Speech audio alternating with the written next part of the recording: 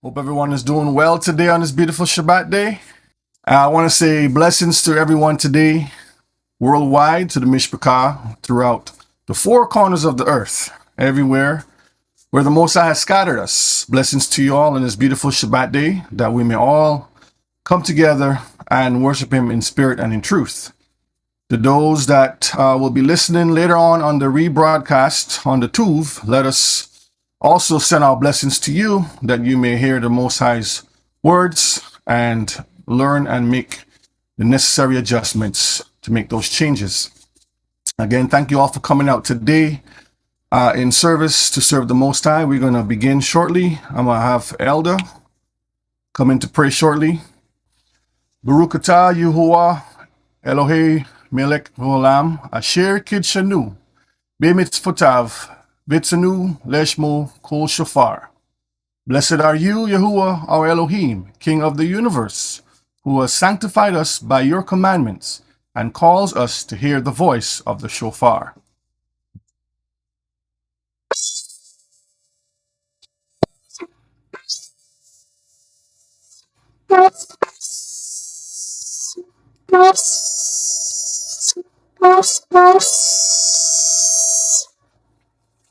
Hallelujah. Shema Israel, Yahuwah Eloheinu, Yahuwah Echad, Baruch Shem Kavod, Malkoto Leolam, Vayed. Amen. Hear, O Israel, Yahuwah our Elohim is one. Blessed be the name of Yahuwah, whose glorious kingdom is forever. And Sirach 18:23 says, before you press, prepare yourself, and be not as one that tempteth Yahuwah. At this time, we'll face towards the east, towards our home, and we'll ask Elder to open us with a word of prayer. Hallelujah. Hallelujah.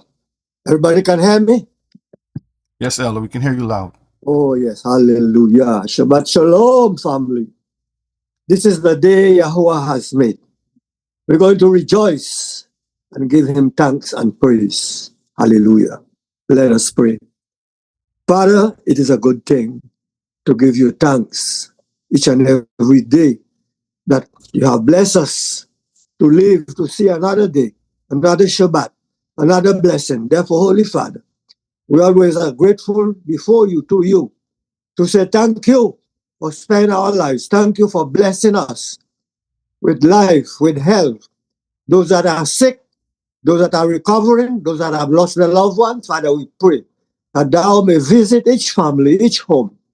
Visit us on this broadcast today. May you anoint, may you bless, may you guide us.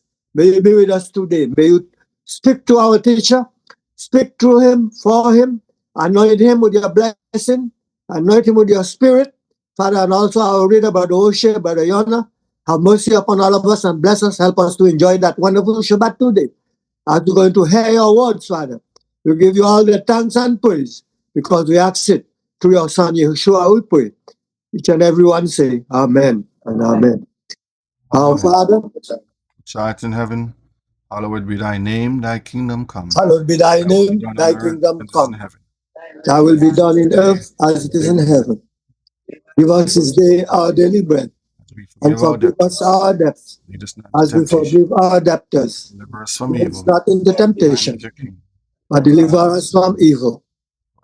Thine is the kingdom, the power, and the glory, forever. Amen. I want to say shalom to Brother Mike. Hopefully you can hear Shabbat us. shalom, Moshe. Shabbat shalom to everyone. I'm doing well, and you? I'm doing good. All praises. Brother Mike is going to be our reader today as we get straight into class. Today's class is called Edom, End of the World. This is a class that I've been putting together for some time now. A while back, I've been putting bits and pieces, a lot of research, Mishpachah. And as we know, it's not like you can just grab the first thing you see and go with it. You have to dig deep, because the way how information is there 1 minute and the next minute is not there. And if you're not fast enough, they will try to bury it and hide it. And the way how the enemy works too is he will give you on one end and say, you know what, this is not what this is. And as you break it down more, then they will say on the other hand, this is what it is. For example, they would say, and we'll get into this too, that Edom is no longer in existence. And then as you dig deeper and you ask about certain individuals within the family of Edom, oh yes, they're over here, and they're the ones who did this, and they're the ones who present today. But then you just said that they no longer existed. So when you dig deeper, you find out all of what the truth is that the enemy has been trying to hide. And the purpose of today's class is to edify our people, to solidify that we are the people of the book. And all of these things that we have been learning over the years from the outside, they have been trying to hide and suppress a lot of it. But the Most High is Elohim that keeps commandments, keeps covenants, and he is not going to go against what he has put out from the beginning. So today's class, we're going to talk about the life, the character, and the man, the myth, the legend they call Esau, Edom, end of the world. So before we begin this class, I would like all who is listening to understand that everything we discuss here is all based off of the Most High's will and purpose. Because again, in some people's mind, when we look at some of the classes that we have done in time past, in their mind, they're thinking that, it's something where the Most High is a racist. Some people say that, or he's this or he's that.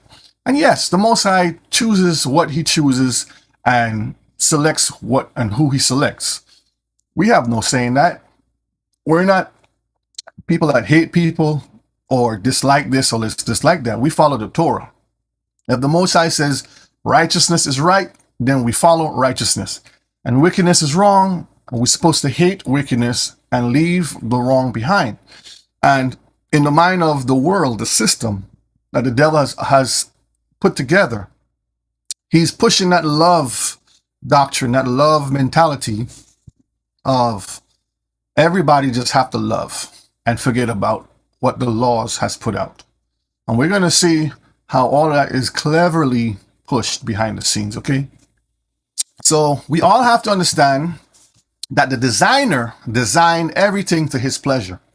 When you have a designer, he's the one doing the designing. We don't, like if one of you in the class have a skill, like say you're a seamstress or a tailor, and you're putting together, from your mind, you're creating this garment. No one can come in and say, this is how we want it, unless you're making it for us. But if you're coming from your own thoughts and you're making this the way you want to make it, everything comes from up here and you design it the way how you want it for your own way, for your own pleasure. It's the same way how the Most High has designed everything that we see today. The earth, the stars, sun, moon, the animals, the plants, everything is according to his pleasure. And nothing that we are doing is according to what we want. Everything has to be according to what he wants. So today's class is all based off what the scripture's saying. This is not some hate class or whatever it is. This is just history and the truth the way it is. Because if it was flipped the other way and we were on the other side, we'd have to accept the same faith, okay? Most High create stuff for its purpose, and that's the bottom line, as they would say. Today we are going to examine the historical written records. We will look at the birth, so we're going to look at the birth of the descriptions and all these different things that the Bible focus on, the character of this individual and his offspring, the lifestyle that they live, and all the prophecies pertaining to the man and his nation called Edom. So get your pens or pencils and your paper.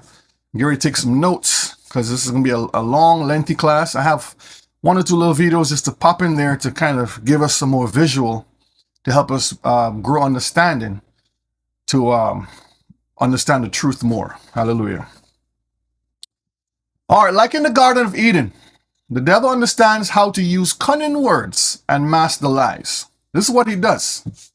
No different to today with his wicked propaganda, making many believe that the seed and lineage of Esau is no more in existence today. Because if you ask some people, they'll tell you, Esau doesn't exist no more. And you're like, how does that? See, they would spin two lies to you. They would say Israel doesn't exist and Esau doesn't exist. And that's a clever plan. The enemy just tries to delete all of that to bring in the inclusion and the love doctrine. So those of you who are selected can be confused and be like, well, if we don't exist and if the enemy doesn't exist, then the world is safe. The world is at peace. And this is a lot of the things that they are trying to push all over the world in many different cases, okay? But we will prove with the Most High's words, Mishpachah, that he is still alive and killing, not kicking. Esau is still prevalently alive and killing. We'll see that today. Man has been the focal point of this great war. I did a class a long time ago called War, Wickedness Against Righteousness. And the story has been written of long before it even started. So when people like to bring the fact that, oh, this is just some hate speech, hate doctrine, they don't understand that the Most High has put all of this into play long before we even came into existence. And a lot of people think that the Most High messed up. He made a mistake. And by correcting the mistake, he had to send his son and all kinds of different things they'll come up with. Well, Mishpachah, the Most High don't make mistakes. Everything that you see is planned accordingly. And some things, it's like you are a gardener and you plant this plant here and the plant is growing. But because of the normal circumstances of how things are flowing in nature, because he allowed nature to flow, there are things that you have to correct along the way. You have to prune the tree. You have to till the soil. These are different things that you have to do to cultivate so it can grow fruit. It's no difference to the lineage and lifestyle of all mankind. We understand from the beginning that before the first world, because the first world is Adam and Eve, and the second world is from Noah to present day. So the first world, everyone had opportunity. The word was there, the laws were there, everything was there. And we didn't go according to what the Most High put in place. So he just continued to flow, put his laws and statutes back into play, selected who he wanted to select, and let it flow again. And this is where we see it's fluid. It continues according to his will, not according to our will. And because we have the mentality and understanding of physical flesh, a brain, some things seem hard for us to understand, above our pay grade. And the Most High told us in his words, don't worry about those things. Worry about these little things. And when that time comes, everything will be explained to us. It's just like children. To our children, to the parents. The children can never understand the situations and circumstances the Most High has put into place. The children can't see what the parents have to go through. They have to go to work. They have to put these hours in. They have to do all these different things to keep food on the table, lights on, and all these different things. And all they think of is just the little things around them. They want to play. They want to eat. Have a good time. It's the same with Mishpachah. Same way. Okay? So the word has been established long before. All right, Brother Mike, let's read this one. Genesis 36 and verse 1. Now these are the generations of Esau, who is Edom. Now, because a lot of people sometimes, and I'm not saying us here, but many people out there they don't take the time to read, and then they don't have the connections. They don't see the connections of the characters when we're reading. When we're doing our studies, Mishpachah, we have to be like detectives. We have to be able to put all of the scriptures, the word, everything in front of us and break it down and be able to connect the dots so we can see exactly where and what and who, every character involved, everything involved, so we could better understand what we're reading. So Genesis 36 and verse 1 says, now these are the generations of Esau, who is Edom. So a lot of people don't know that Esau is Edom. They don't know a lot of these things. So sometimes they miss the connection of that, and they clearly think that you're talking about something else. But reading is a beautiful thing. Okay. So Esau is Edom. And again, this is where we're going to begin. End of the world. Take a look at that picture, Edom. Because this is where we currently are today. At the end of this class, we're going to see where we're going to be going. Okay. Let's read Genesis 36 and verses 9. Genesis 36 and 9. And these are the generations of Esau, the father of the Edomites in Mount Seir. So now we have a little more context and clues to understand that Esau is the father of the Edomites. And they live in where? Mount Seir. So every time we read, we get more information, more clues, so we can have a clearer picture to understand who we're dealing with. So according to the Hebrew Bible, this is something that I copied from online. It says Esau is the progenitor of the Edomites. I mean, the one who bear the seed, who has offspring, right? And the elder brother of Jacob, because they were twins. The patriarch of the Israelites. So Esau is the patriarch of Edom. Jacob is the patriarch of Israel. All right. Jacob and Esau were the sons of Isaac and Rebekah, the grandsons of Abraham and Sarah. Of the twins, Esau was the first to be born, with Jacob following, holding his heel. Isaac was 60 years old when the boys were born. And sometimes we're reading, we don't quite understand why certain things are written the way it is. But Mishpachah, everything is perfectly written and put there according to the Most High's will, and revealed to us according to when he sees deemed for us to understand it. We could read Genesis 1 every day, and every day we learn something new about Genesis 1. Just how beautiful the Most High is. And it's like you just keep spinning it, and you're like, man, this is more information, and it's the same verse. So as we're reading, we're going to see all these words connected. Esau is the father of the Edomites, and he and his family live in Mount Seir. Okay. So now we're going to look at the birth of Esau. Look at the screen. You can see the redness and the hairiness of the background. All right, we're going to start in the book of Jasher. We're going to be reading in the book of Jasher, Jubilees, and throughout Genesis and some other of the scriptures in the Bible, okay? So go ahead, Brother Mike. Start with Jasher 26, verse 2, 3, 4, and then jump down to Genesis 25, verse 21.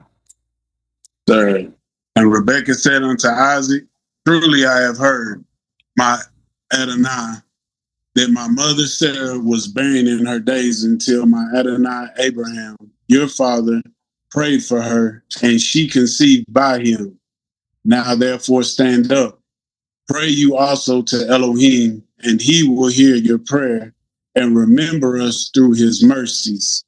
And Isaac answered his wife Rebekah, saying, Abraham has already prayed for me to Elohim to multiply his seed. I'll pause a minute. Now, if you look at this, Mishpachah, in the class I did with the multiples, issue that all of these women had was bringing forth children. And I showed you all of the mothers that were there from those patriarchs. For some reason, they were all barren. But the Most High was the one who was behind the scenes bringing forth the children when he wanted them to come forth. And that's something very interesting. So Rebecca at this time was barren. Sarah was also barren, okay? But what's interesting here is when Rebecca came to Isaac, and Isaac answered his wife Rebecca saying, my father, Abraham, has already prayed for me to Elohim to multiply his seed. He didn't say multiply my seed, he says his seed, because he's following the lineage of how everything was prophesied and ordered. Everything falls into place and falls into that order, that structure of order that the Most High has put into place. So Abraham, when the Most High blessed Abraham and says, I'm going to multiply you like the sand of the sea, and through you, the nations will be blessed. And all of these wonderful things come out of that. It was his seed that was being put into the world and put into play. So Isaac was basically just repeating exactly what the Most High told his father, Abraham. You're going to multiply my seed, and it's going to go through you and through your son and all your son's sons all the way down. So that was very interesting. Continue. Now, therefore, his barrenness must proceed to us from you. And Isaac entreated Yahuwah for his wife, because she was barren. And Yahuwah was entreated of him, and Rebekah his wife conceived. Hallelujah. See, so Mishpachah, he was saying to Rebecca, you know how we are amongst our own spouses. We would say, the problem is probably with you, Nah, Most High is the one in control of all of this. When it's time for you to bring forth children, he's the one that's going to open the womb and close the womb. He's the one that's going to take the seed and put it in the right place at the right time. As long as we're doing what we're supposed to be doing, we're not supposed to be worrying about all the other things, okay? So Isaac went to the Most High and says, what's going on? You promised us already, and we're patiently waiting. And what happened? She conceived. All right, let's jump into verses 8 and verse 9 of Joshua 26. And Yahuwah heard the prayer of Isaac, the son of Abraham, and Yahuwah was entreated of him, and Rebekah his wife conceived. Hallelujah. And in about 7 months after, the children struggled together within her. And it pained her greatly that she was wearied on account of them. And she said to all the women who were in the land, did such a thing happen to you as it has to me? And they said unto her, no. Now, this is again, when we're reading the history, puts information there that's important and vital for us to understand the whole picture. To the sisters out there, to our sisters out there who have had children, you know how this feels within your physical body. Now imagine if you had twins. Some of you may have had twins, some of you may not have had twins, but just picture that. The great pain that you go through to bring forth children. And this was because of disobedience again. The Most High put that upon us as a reminder of disobedience from the beginning. It says, you will bring forth children and it will be in pain. That's basically, I'm just paraphrasing what it says in Genesis. So this is something that she was going through. She was like, man, what is going on? Why am I having this great pain? Now, she didn't know that she was having twins right at that moment. She knew she was pregnant, but eventually she found out later on, as we're going to read, that she was having twins. But she went through to her nurses, her sisters, family members, other Mishpachah around that was close by to her, and was asking them, are y'all going through the same problem?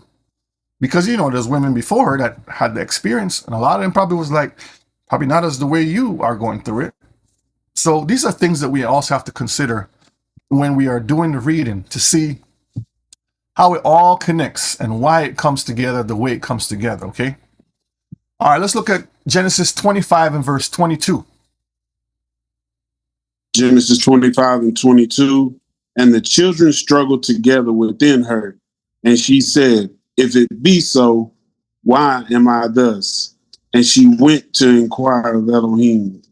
Now, this has a lot to unpack in here. Again, what I'm doing is what I'm doing is bringing out the extra historical references that we find in Jasher with Genesis so we can have a clear picture, because it's layer upon layer so we can see. And you get more when you go back into Jasher. So in Genesis, it just tells us that she struggled with her pregnancy. The children were in there struggling, and she was trying to figure out why. And she went to inquire about the Most High.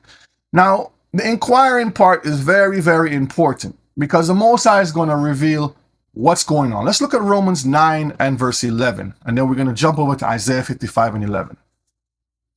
For the children being not yet born, neither having done any good or evil, that the purpose of Elohim according to election might stand, not for works, but of him that calleth. Now, the inquiring that she's doing was like, why am I having this problem during my pregnancy? Why is it so hard on me? And not understanding it, the Most High was telling her, it's my purpose. I have a purpose and a selection that is going on within your womb. And it's going to be very important. Isaiah 55 and verse 11. So shall my word be that goeth forth out of my mouth. It shall not return unto me void, but it shall accomplish that which I please, and it shall prosper in the thing whereto I sent it. What's important here, Mishpachah, is the purpose of Elohim is always going to be accomplished according to how he is pleased. It has nothing to do with us. We are just actors and actresses within the story that he has put out. This whole script that has been written, we are just playing a part. We're doing a role play in all of this here. So his purpose that he has is according to the election. The election that is talking about is him electing. It's like in our world today, there's what you call politics. And you have to have an election to know who you want to lead you. And if that's so easy to understand that we elect politicians and governors and presidents to lead us, can't the Most High elect a nation to be above and one below? Yes. So it says, according to the election might stand. So in order for this to happen, this struggle is going on within your womb. Okay? Let's look at verses 10 and 11 at Jasher 26. And she said unto them, why am I alone in this amongst all the women that were upon earth? And she went to the land of Moriah to seek Yahuwah on account of this. And she went to Shem and Eber, his son, to make inquiries of them in this matter, and that they should seek Yahuwah in this thing respecting her. Pause there a minute. When I'm reading this there, I was like, wow. And all the little clues that they're putting here, it continues from verses 9, where she's talking to the women amongst her, about her pregnancy. Why is this happening to me? She continues to says, amongst all the women on earth, I feel like I'm alone in this. That's how we always feel, Mishpachah. Individually, we always feel like we're alone in something. Just like what Rebbe showed you last week about Elijah. He thought he was alone, and the Most High says, I have a whole crew just standing by. Just be patient. I'm in charge of this. So again, we always believe that we are in it by ourselves, but we have a power above us that is taking care, and he's the one moving the pieces around the board. Also, she went to the land of Moriah. I was like, why is this mentioned here? This is important, because this is where Abraham went to sacrifice Isaac. And it's a place where the family was heavily living in, okay? On account of Shem and Eber. This is where Shem and Eber and all of them were located. This is very important, because this shows you that there is a passing down of information, a passing down of heritage, a passing down of how things are done, which these men that we're reading about here, Shem and Eber, were Torah-keeping people. So she is doing everything that she's supposed to do, going to her elders and finding out what is going on. Okay? Verse 11, go ahead. And she also asked Abraham to seek and inquire of Yahuwah about all that had befallen. Befallen her, okay. And now, again, this must have been the worst pregnancy ever, because I'm sure every sister here can attest and say, man, especially if you had more than one pregnancy, you're like, man, this one was the worst. This one was a little easier, but overall, pain is pain. Nobody wants to endure that. All right, verses 23 of Genesis 25. Let's see what Genesis has recorded on this. And Yahuwah said unto her, 2 nations are in your womb, and 2 manner of people shall be separated from your bowels. And the one people shall be stronger than the other people, and the elder shall serve the younger.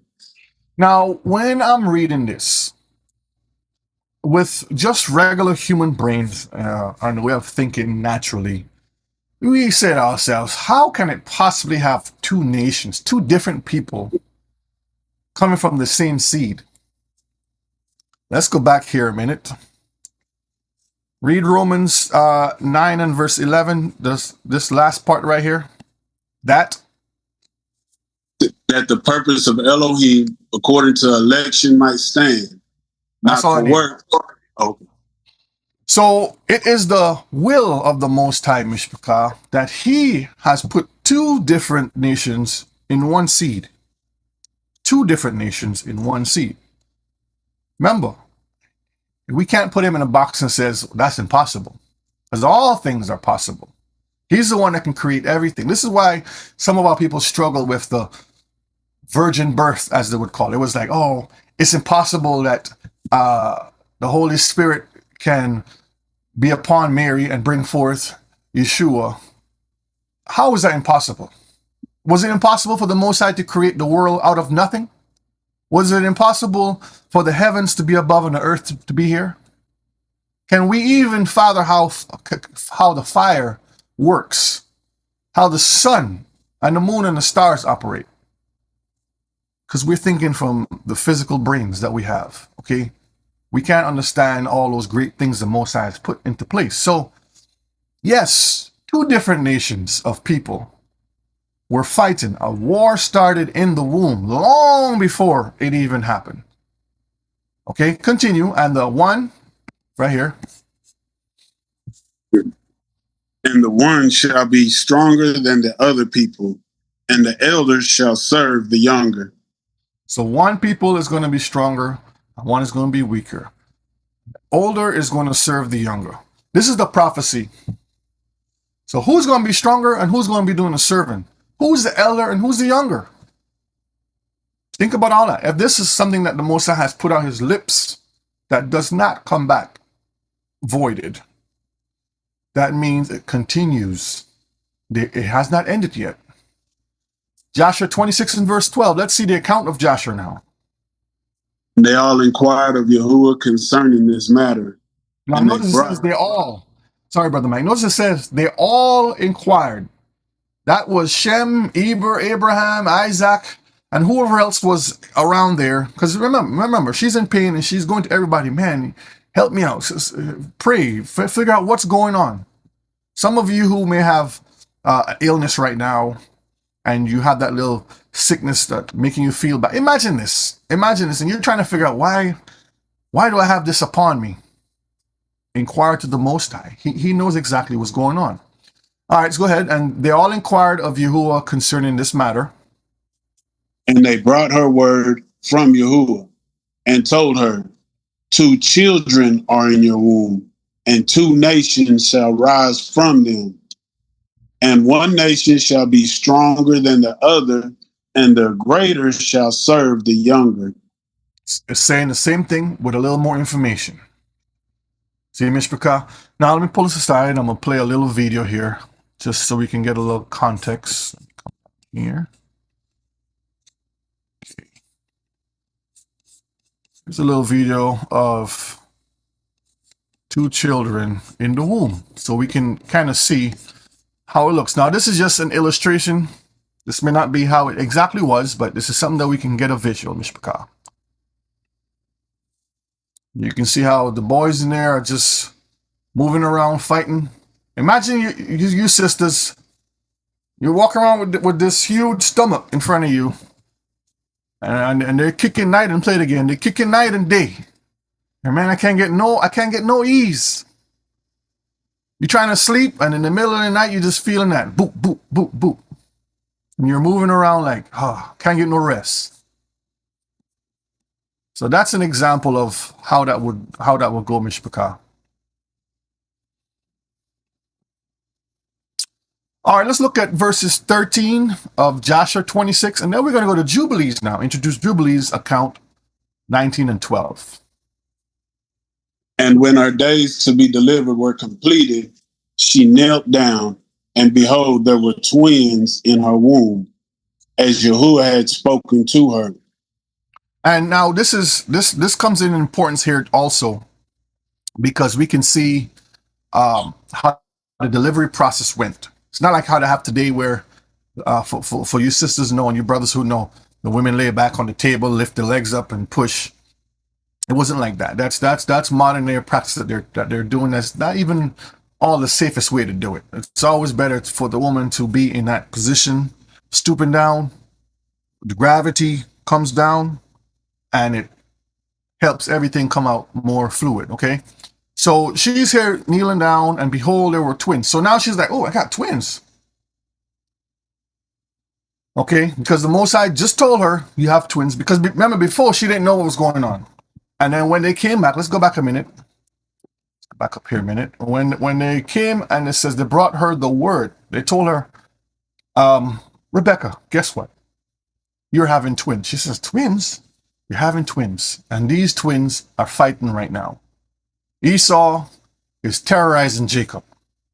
Even from the womb. Even before they come out, he's terrorizing Jacob. Poor Jake. He's busting Jacob in the head. And they're going back and forth at it. Okay? One is going to be stronger. Jake is going to be stronger. And Jake is going to rule over Esau. But for now, this is what's happening. And she was like, man, twins came out. Let's look at Jubilees 19 and 12. And in the 6th week, in the 2nd year thereof, Rebekah bare to Isaac 2 sons, Jacob and Esau. Hallelujah. And you know, Mishpachah, if you Google the statistics today, they will tell you that our people have the highest rates of death to scare us. Notice now, they will tell you that people of color, when it comes to birth, they are more at risk. They're high at risk in giving birth. But they'll push the abortions and all these other things just to stop you from having children. Remember, the Most High is the one giving us the opportunity to bring forth children. And when we were in captivity, when you look at Egypt, the story of Egypt, the historical records of Egypt, we were pushing out children faster than the Egyptians, faster than any other nation, without any problem. Even in records here throughout slavery in the United States and the Caribbean and all over the world, we were pushing out children in the fields without any problem.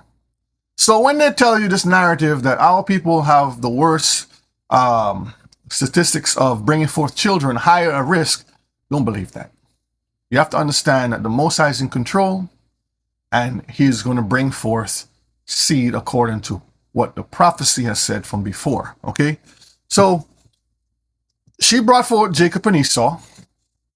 Let's read verses 14 of Joshua 26. And the first came out red all over, like a hairy garment. And all the people of the land called his name Esau, saying that this one was made complete from the womb. Hallelujah. So we have some information here, Mishpachah, of what we are looking at as far as what is described. And when I was reading this years ago, it through the eyes of Christianity, it didn't make sense.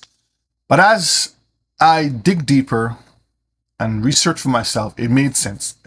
All of the pieces start to come together. The light bulb went off. Bing! And you start to understand and says, wait a minute. Everything is written here for a reason. It's giving us information about something. It's telling us there's a difference about something. The first clue that we had, Mishpachah, was there were two nations that were fighting in the womb. So we know already there's going to be a distinction. That's the first clue. Let's read Genesis 25 and 25. And the first came out red, all over like an hairy garment, and they called his name Esau. And it gives us this information that he was red, he was hairy like a garment, and his name is Esau. The names connect. The names have the meanings of what it's describing, okay? Names are not just created like today. Sadly, our people just create names just because it sounds good. But there's always a deeper meaning behind why this person is named this way. If you as a person experience something, or if something happened within the environment, these names come up for a reason. If you look at every name throughout the Bible, and you Google or you research, look up the meaning of those names, it will tell you exactly what was going on with the parent, or the family, or the environment. Something was bad, something was good. Something was a blessing, something was a curse. Something happened. So the names were put there. So in this case, Esau came out red and hairy. Why? Why is this so important? Before we move on, let's just look at the names here. We're going to pull up Esau, Seir, Edom, Idumea, okay? But I told you earlier that a lot of people don't know that these all are the same. This Esau, Seir, Edom, Idumea is all the same. It's just an extension of this person called Esau. Like Esau is the father of the Edomites. Idumea is another term for it. And Seir is a location where they live. So it's all connected. It all points back to this one individual that has passed down through the generations of his family. Okay. Let's look at H8165 in the Strongs. Let's see. Open this bigger so we can see it. And this is Seir. Okay, let's play it to hear it. Strong's H8165. Seir. Seir. Okay. And you can see right here, when we go down, it says, and we have showed this in plenty of classes. Rebbe has shown us in plenty of classes here. It says hairy and shaggy. So it's explaining that the location that is called Seir was the individual people, or the people who inhabited that area, were hairy and shaggy. All right. It also mentions patriarchs of the Horites, the inhabitants of Edom before the descendants of Edom. This is very important because when I was doing the research, I was like, how do you have this set of people over here and this set of people over here? What happened is Edom went to that location and took over that location. And then it was named after Edom, which is Seir. Okay. So the Horites were another set of people that were living in that location that Esau took over. We're going to see that as we go down. Okay. And this is just some more information that you can go yourself and see, understand more about that. Now let's look at the other one, H123. H123. Let's see what that one says. H123. Strong's H123. Edom. Edom. Okay. And it says Edom, Edomites, Idumea. What it says right here, red. So it gives a distinction. It matches the color. Edom means red. That's what the word Edom means. Esau means red and hairy. So it connects. Hairy and shaggy is Seir. Edom is red, and Esau is red and hairy. Esau connects Edom and Idumea and Seir, okay? Connects all of them. So I just wanted to kind of put that out there so we understand that we're dealing with the same person that has a bunch of different credentials, You may think that you're dealing with a different person when it's the same person under a different disguise. And you can see the wood wooser right here, Mishpachah, red and hairy. Look at the goat right here, which represents that they always talk about. We're going to talk about the goat too, okay? So the first came out red, all over like a hairy garment, and they call his name Esau. Now let's do some rational thinking.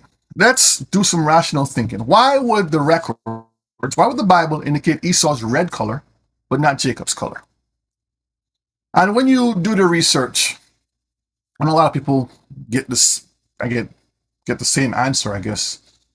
But when you come to the conclusion, when you look at all the evidence, the inhabitants around the area were basically the same complexions.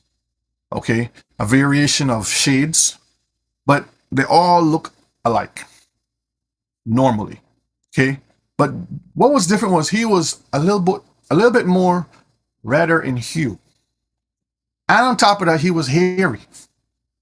It's not like you would just normally have hair on the top on your beard, or everybody has a little bits of hair on their skin, you know, and that's for a reason. For you can feel the temperature change, helps you with feeling different things, your senses. Okay, this is why you have a little bits of hair on your skin. Adds protection and different things for your skin. But he was extra. He had more than the normal average person had around him. So it stood out. It was an indicator that says, whoa, this person looked different from everybody else. Something has to be up. And the Most High was putting this into place as a specific indicator, a sign.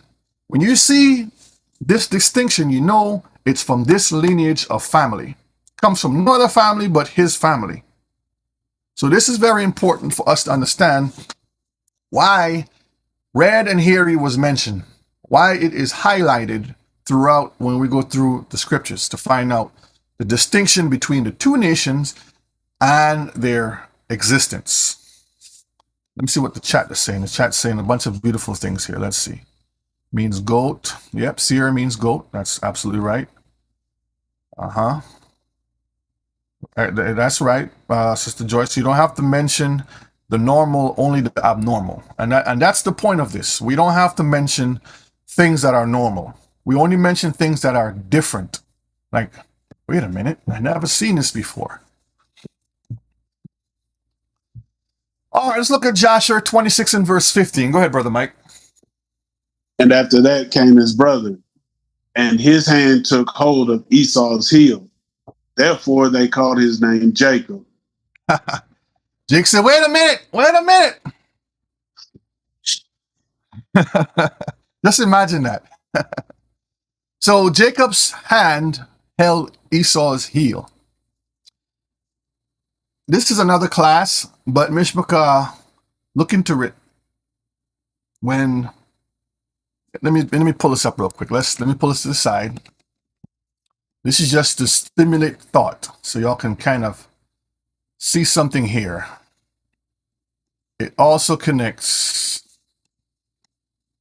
Let's go to chapter 3. It also connects to this right here.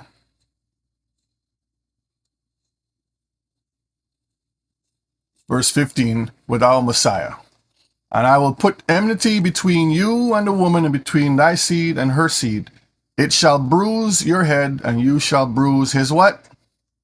Heel. It ties in, Mishpachah. The prophecy ties in perfectly. That's something for y'all to look up later, okay? But this right here ties in with that. So Jacob is trying to grab Esau's heel, and it's part of the prophecy. Genesis 25 and 26 now. Go ahead and read that one.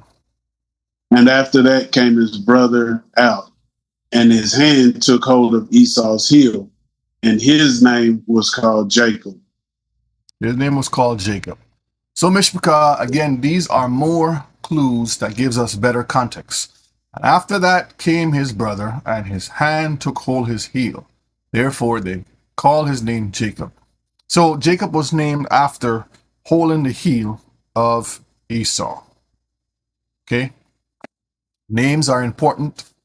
Clues are important to let you know what is going on with the whole picture here. All right, let's look at the blessings to come. Now, these blessings are, on the flip side, opposite to Esau. We're going to look at something that highlights who Esau was, because when you're looking at one thing, opposite gives you more information. If I say, if you do this, you'll be blessed, I shouldn't have to tell you if you don't do it, you'll be cursed. It already implies the opposite of it. So we're going to look at the blessings to come. Let's go into the book of Jubilees 19 and verse 15. Let's start there. And Abraham loved Jacob, but Isaac loved Esau. Everything that's written is important, and there's a reason why it's written. Abraham was the one that the Most High contacted first. He says, Abraham, I want you to leave those idols. I want you to come out, and I want you to serve me. I have chosen you way before you were born. Because when you read the history records of Abraham, he was foretold to be born. Nimrod and his Abraham's father, and all the wise men and stuff had dreams, and they saw all the things that were supposed to happen, and they became afraid, and then they tried to kill off Abraham. Go read the story. But Abraham, Most High called him, and the Most High showed him the entire future. Abraham sat back with the popcorn, and some of what he saw was very horrific. He was scared. You know when you watch a horror movie? Because it says he saw some horrible things. That was the future of his own seed. And he was experiencing all of that. And he understood right there and then that through Jacob, everything is going to be blessed. And we'll see that. So he loved Jacob. Let's read verse 16. And Abraham saw the deeds of Esau. That's very important.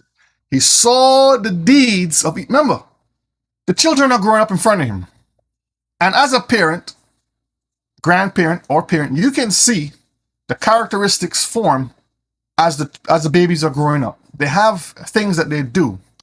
And you as a parent will do the corrective things to bring them up the right way.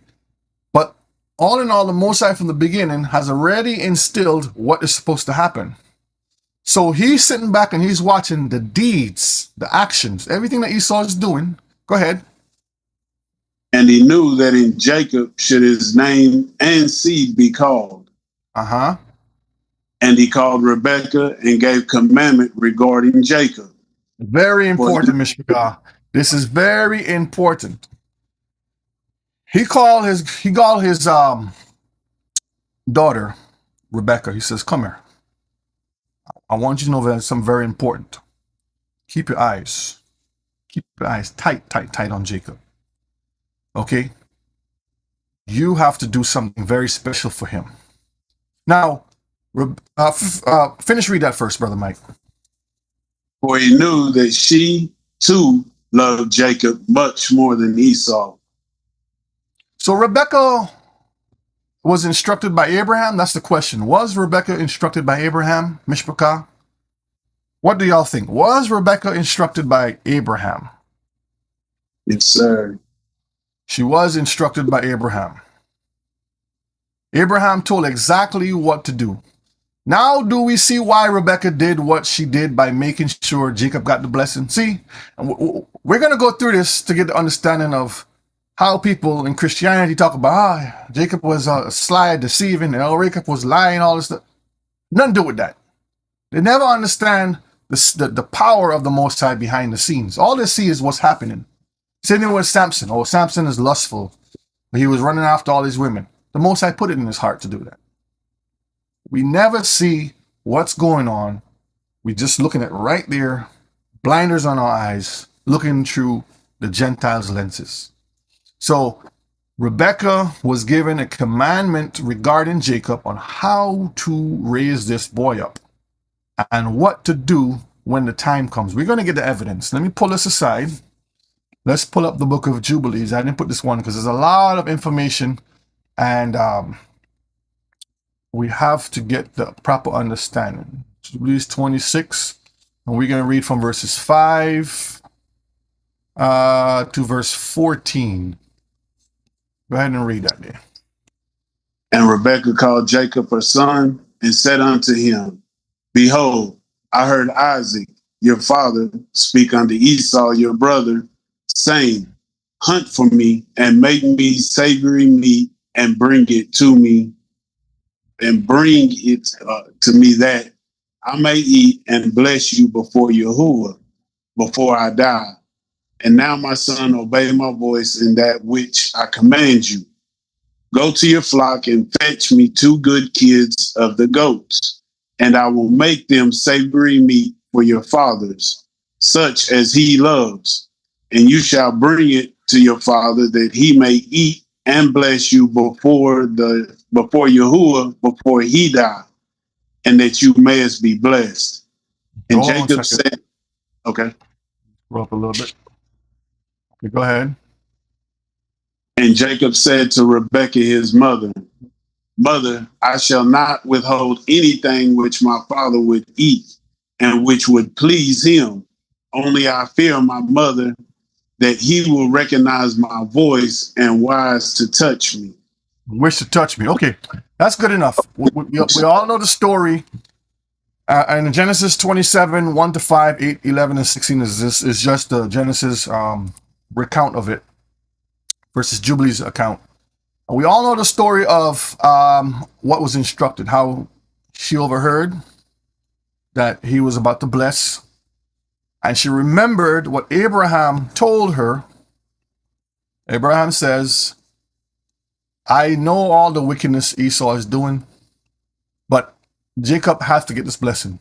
Esau cannot get this blessing.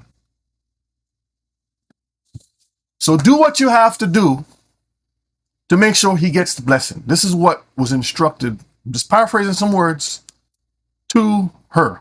When we read the records, this is what is given, okay? So all of that stuff that we think in Christianity about, oh, he was being deceptive and all this stuff, we don't understand. Let's read, we can get into some more. Let's read verse 17 and 18, and let's get some more understanding to build our case up. Go ahead. And he said unto her, My daughter, watch over my son Jacob.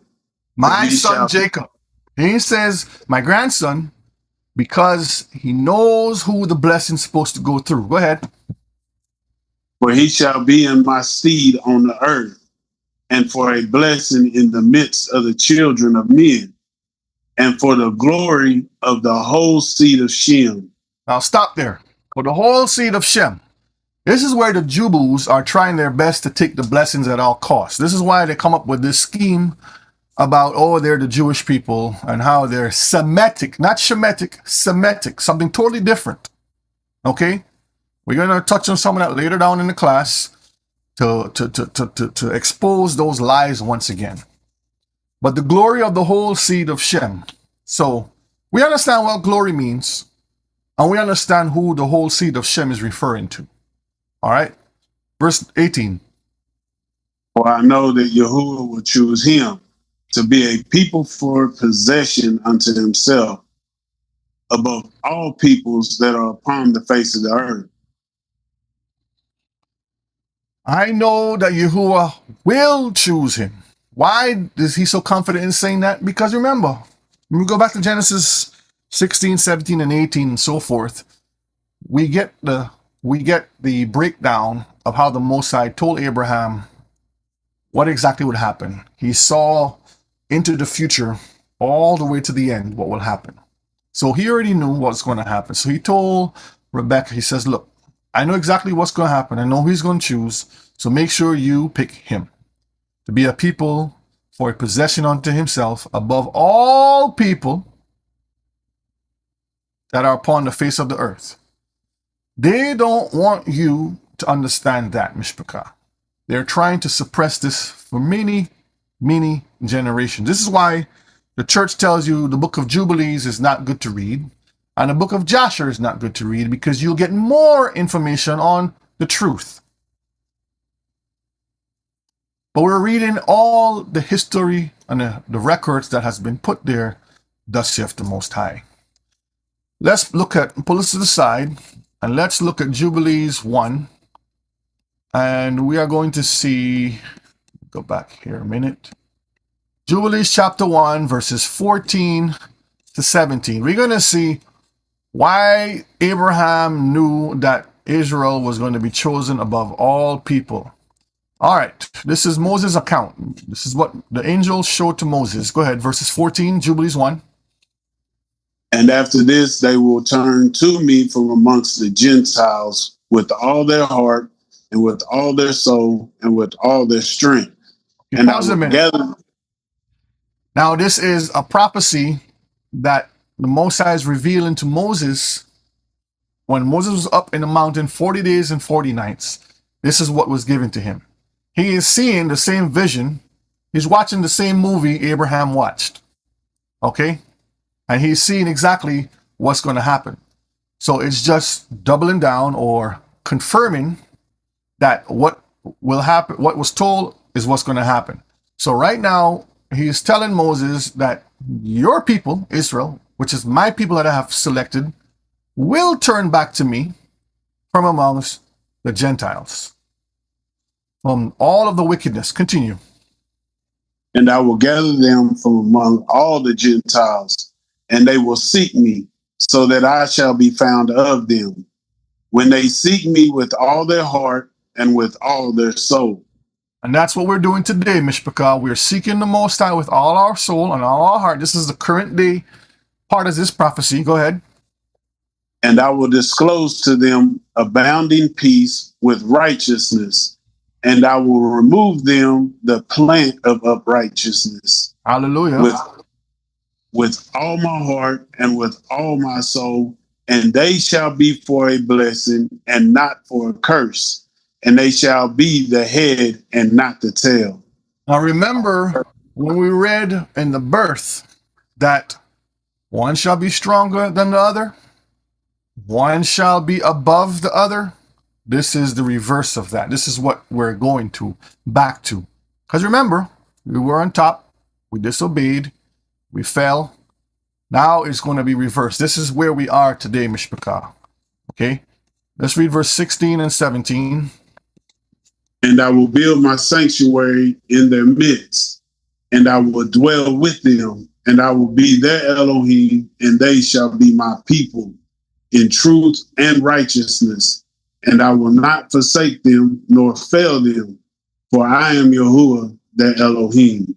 Now, if the Creator is telling you in the future he will not fail us, nor will he forsake us, why are we worrying? Well, as long as we're doing what we're supposed to be doing, why are we worrying, Mishpachah? Why are you worrying? That is the question we're supposed to be asking ourselves. Because in this class today, we're understanding who Edom is. They want us to worry. They want us to be in the state that they're supposed to be in. And we're not supposed to be in that state of mind, that spirit. We're supposed to be in a different spirit, in truth and righteousness. This is why when they talk about we're the people, it's not in truth and it's not in righteousness. It's in lies and deceit. But the Most High says, I will be their Elohim and they shall be my people in truth and righteousness. Okay? So this is a part of the prophecy that they don't want you to know. Let's look at Exodus. This is all found in our scrolls, Exodus 19, and we're going to look at verses 5 to get the same understanding. Later down when Moses was there, go ahead and read that for me. Now therefore, if you will obey my voice indeed and keep my covenant, then you shall be a peculiar treasure unto me above all people, for all the earth is mine. Is that hard to understand? Is that even hard to understand, Mishpachah? It is written. All we have to do is obey so it can be done. All we have to do, Mishpachah, is obey so that it can be done. Let's look at Deuteronomy 7 and verse 6. For you are the holy people unto Yahuwah, your Elohim. Yahuwah, your Elohim, hath chosen you to be a special people unto himself above all people that are upon the face of the earth. These are all the witnesses. When you go to one book, it tells you he said the same thing. You go to the next, said the same thing. The story hasn't changed. The witnesses hasn't changed. We are the people that will be above all peoples. So this is why Rebecca had to do what Rebecca did. Has nothing to do with being deceptive or all these other things. Let's read verse 20 and verse 21 of Jubilees 19. Add still further to your kindness to him, and let thine eyes be upon him in love. For he shall be a blessing unto us on the earth from henceforth unto all generations of the earth. Now, when you read Genesis 22 and 18, let me pull it up so you can see for yourself. It's the same language again, Mishpachah, about us being a blessing to these other nations out there. Genesis 22 and 18. Go ahead and read that for me. And in your seed shall all the nations of the earth be blessed, because you hast obeyed my voice. Now let's look at verses 26. Remember, these are all witnesses. We're just looking to see what is written, okay? Or she is not making anything up. Verse 4, 26 and verse 4. And I will make your seed to multiply as the stars of the heaven, and will give unto your seed all these countries, and in your seed shall all the nations of the earth be blessed.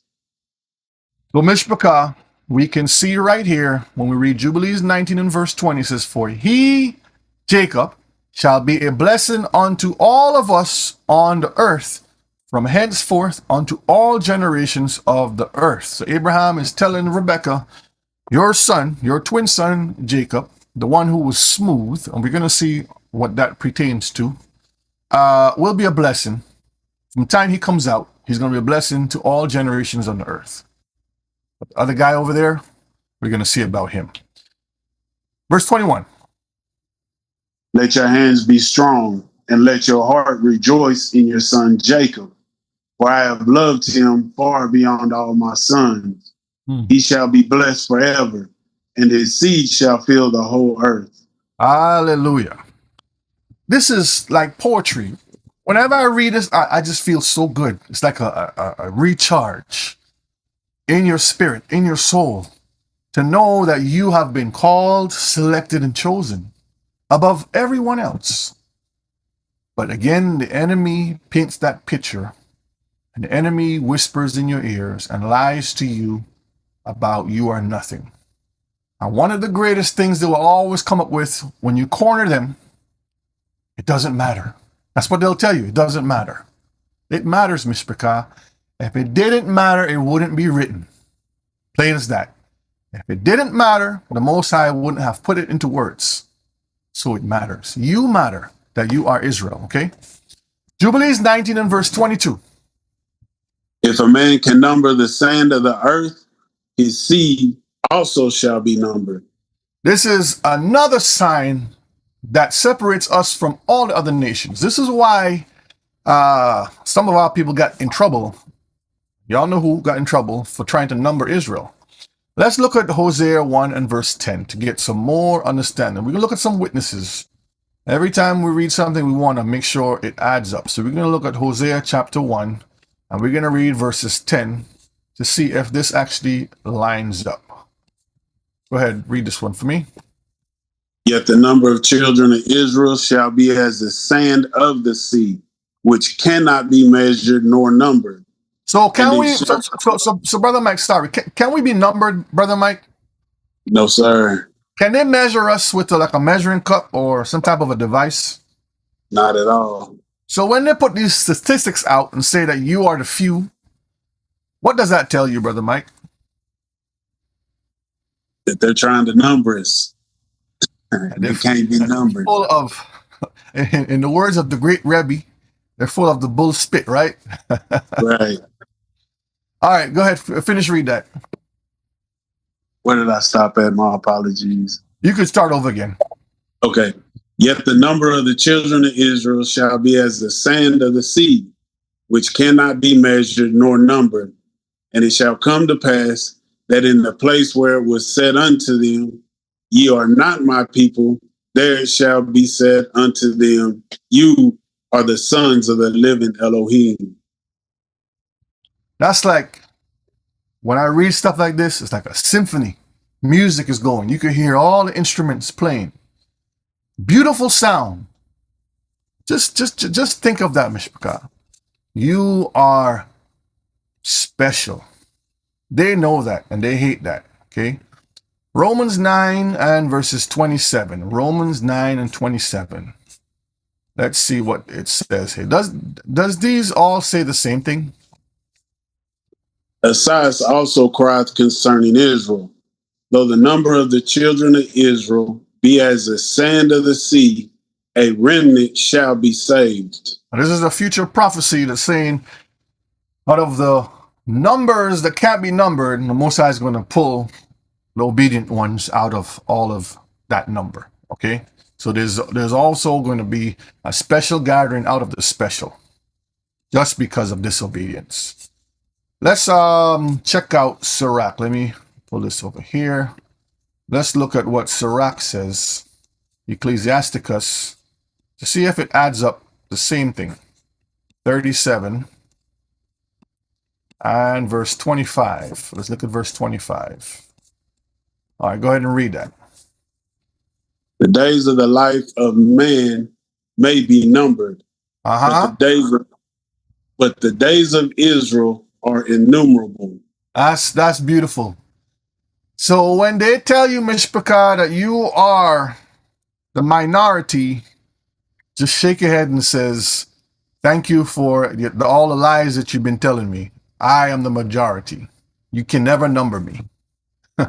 Because the Most High has already put it into play. They cannot number the stars. They could never number you. All right? This is the blessings I was talking about. So let's continue. Verse 23, 24, and 25. And all the blessings wherewith Yahuwah hath blessed me and my seed shall belong to Jacob and his seed always. That's beautiful right there. That is beautiful. Abraham is saying everything that belongs to me belongs to Jacob. Is that hard to understand? This is why the Ishi Jubus, the wood woosers, this is why they and the rest of the nations hate us with a detestable hate. This is why in Psalms, when David say they're going to try to be confederate and try to make the name of Israel non-existent, they can try every way. And currently, through the not Shemitic, but the Semitic semantics that they push out, right, which is anti-Semitic stuff. Oh, we don't want you to talk about who we are because we're lying. We'll never take a DNA test. We'll never do this. We'll never, all these different things that they push behind the scenes. The truth is there, Mishpachah. But Abraham says, my blessing belongs to Jacob and his seed. We are his seed always. Verse 24. And in his seed shall my name be blessed, and the name of my fathers, Shem and Noah and Enoch and Mahalalel and Enos and Seth and Adam. Imagine that. He pulled the receipts out. He says, look, we're going back before the flood. Okay? Abraham said, we're going back before the flood. From Adam to Seth, to Enos, to Mahalalel, Enoch, Noah, to Shem, all the way to me. There's a connection. A righteous connection. Torah-loving people connection. That connects the Creator to us. No one else. Everyone else are just role players. Every other nation are just role players. But we are the star of the show. We are the damsel in distress. And our Messiah, which is the hero, our Mashiach, is the one doing the rescuing. Okay? Verse 25. And he shall serve to lay the foundations of the heaven, and to strengthen the earth, and to renew all the luminaries which are in the firmament. This is very important. We are connected to the luminaries, Mishpachah. Remember, we always show this to you. This is why, this is another piece of evidence that the Most High has put there for Israel, that as long as these luminaries are in existence, guess what? There's no removal of us. That's why they'll keep spinning the lie, oh, Israel doesn't exist anymore. There's only Jewish people. But Israel has disappeared and gone somewhere else in the universe, like in some other dimension. Oh, and also Esau's disappeared too. That's the lies that spin. This is why it says, and these shall serve to lay the foundation of heaven. So the foundations, and this goes more into just how everything is connected and created, and how it plays into the Most High's beautiful plan. It connects us to these luminaries. Read verse 35, Jeremiah 31, 35, and 36. Thus saith Yahuwah, which giveth the sun for a light by day, and the ordinance of the moon and of the stars for a light by night, which divideth the sea when the waves thereof roar. Yahuwah of hosts is his name. Uh-huh. And those ordinances depart from before me, saith Yahuwah. Then the seed of Israel also shall cease from being a nation before me forever. He ends it with the word forever. See, the Most High puts his signature on everything. That forever tells you that he is the one in charge, that it has no change to it. He says, if those ordinances depart from me, if the sun, the moon, and the stars stop doing what they're doing, then the seed of Israel will be no more. But we are connected to these luminaries, and every time these luminaries rise and set, the sun rises and set, or rotation, and the moon does what she does, it renews. All of these things just keep renewing. Every day that covenant that has been set is showing and it's playing itself out. And the other nations hate that.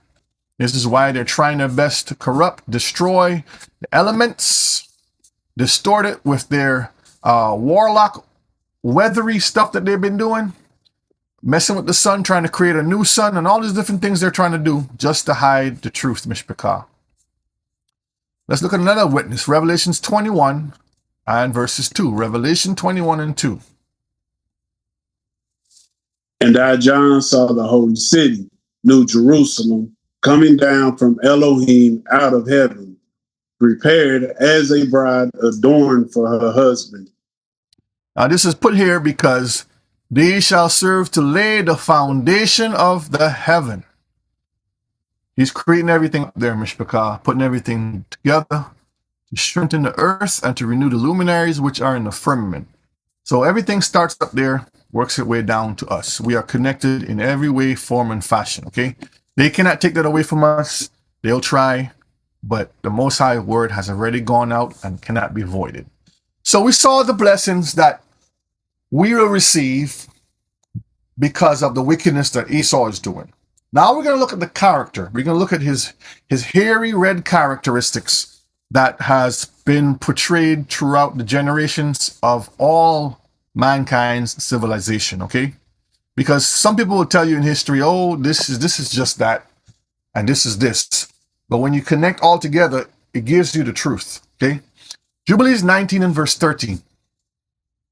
And Jacob was a smooth and upright man, and Esau was fierce, a man of the field and hairy, and Jacob dwelt in tents. Now, when it talks about his smoothness, the physical component of this is saying that he was regular. That's basically what it's saying. He was a regular guy compared to the hairy guy that came out. But when we dig a little deeper, we see how he was connected to the Torah itself, okay? Let's look at the book of 1 Samuel 17, and we're going to look at verse 40, 17 and 40. And everything, like I said, is put here for a purpose and a reason, and it connects. All right, let's read that, 17 and 40. And he took his staff in his hand and chose him 5 smooth stones. 5 hairy stones, brother, 5 hairy stones. 5 smooth stones out of the brook, and put them in a shepherd's bag, which he had, even in a scrip, and his sling was in his hand, and he drew near to the Philistine. So David was, when he talks about the script, that's his Psalms that he was writing, all them beautiful poetry and lyrics that we read, and the prophecies that he put in there, and other records that he was, taking account of. But the highlight of this, Mishpachah, is he chose him 5 smooth stones. And those 5 smooth stones are what? We all know this already. What was those 5 smooth stones? Lord. See what the chat's saying. The Torah, the five books of Torah, right? That's why it connects. So when you go back to Jacob's character, we're going to see how he was a person that was in the Torah. We're going to see that word for word, okay? But let's go back to Esau's character. And Esau was fierce, a man of the field. We know that Yeshua says the world is the field. Go look it up. The world is the field. So Esau is a man of the world, the system.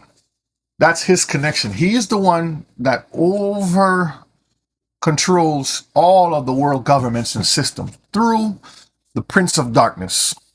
Done a lot of classes on that. For those of you who know. For those of you who don't know, when you take some time, go look at the classes, you'll see how all that makes the connections. And it highlights an hairy, and Jacob dwelt in tents. So Esau was out in the world while Jacob was in the Torah, in the tent. All right, the word fierce right here, this is from etymology, and I'm going to highlight the word proud. This is a very important, distinct word, because when you deal with the word pride and proud throughout the Bible, when y'all get a chance, go look up pride or proud. The devil is always connected to it.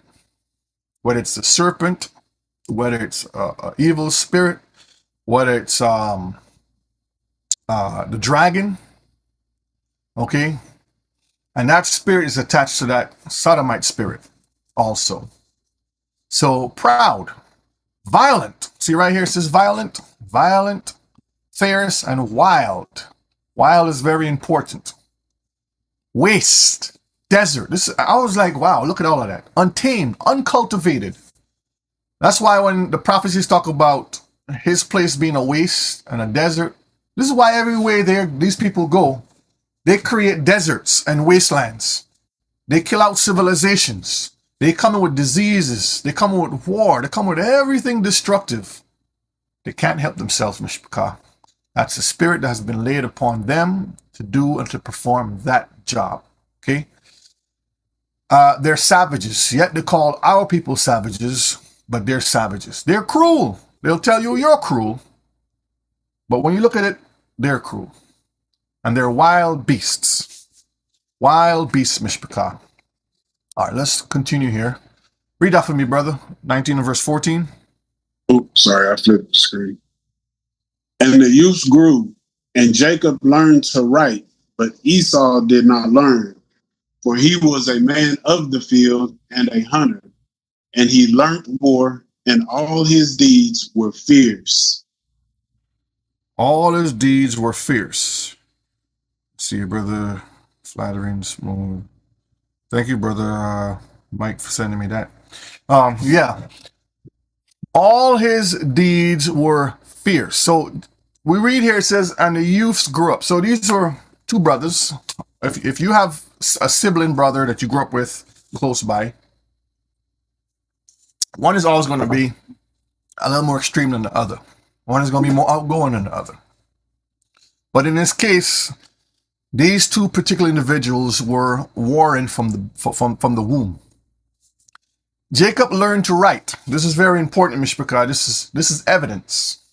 When they say that we're uncivilized and we don't know how to do stuff and build stuff and all these things, it comes from us. We're the ones who started all of it. The Most High blessed us with this information, and they took it from us, okay? So Jacob learned to write, do all these beautiful things, but Esau did not learn to write. Esau was a master at hunting and killing. He was a man of the field and a hunter, and he learned war. He was very strategic. This is why these people can conquer civilizations. This is why they can go out and they can take over lands. They have special units designed to go out, destroy a government, and set up a government overnight. They do this all the time in warfare. And then they paint the picture of democracy over it. All his deeds were fierce. All right. Let me pull up this little article real quick. We're not going to read it. I'll post it in the chat so y'all can look at it yourself. Let me post it there.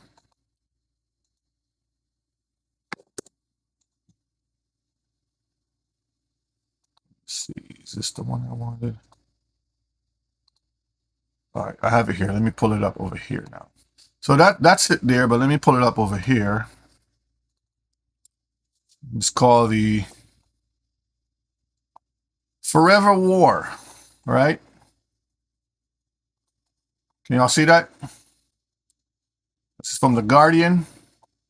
And it says, Our Forever War, how the white male hegemony uses violence to cling to power. So the world understands that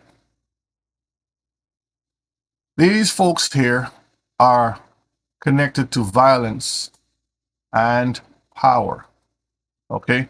And you read into it, it'll show you the taste of war. It says, we were never at war. By we, I mean the colonizer of this continent who waged war first against native North America original occupants. All right, they came in, they kidnapped Africans, subjugated into slavery. After the official Indians' war ended, we found other means to keep native people confined and disempowered. So the list is long. They went into Mexico, all over the place, and they were just doing all of their wickedness right here. So when you get a chance, just check that out and you'll see for yourself how that whole thing is. And their wars are always justifiable, right? Their violence is always justifiable, but your violence is always savagery, right?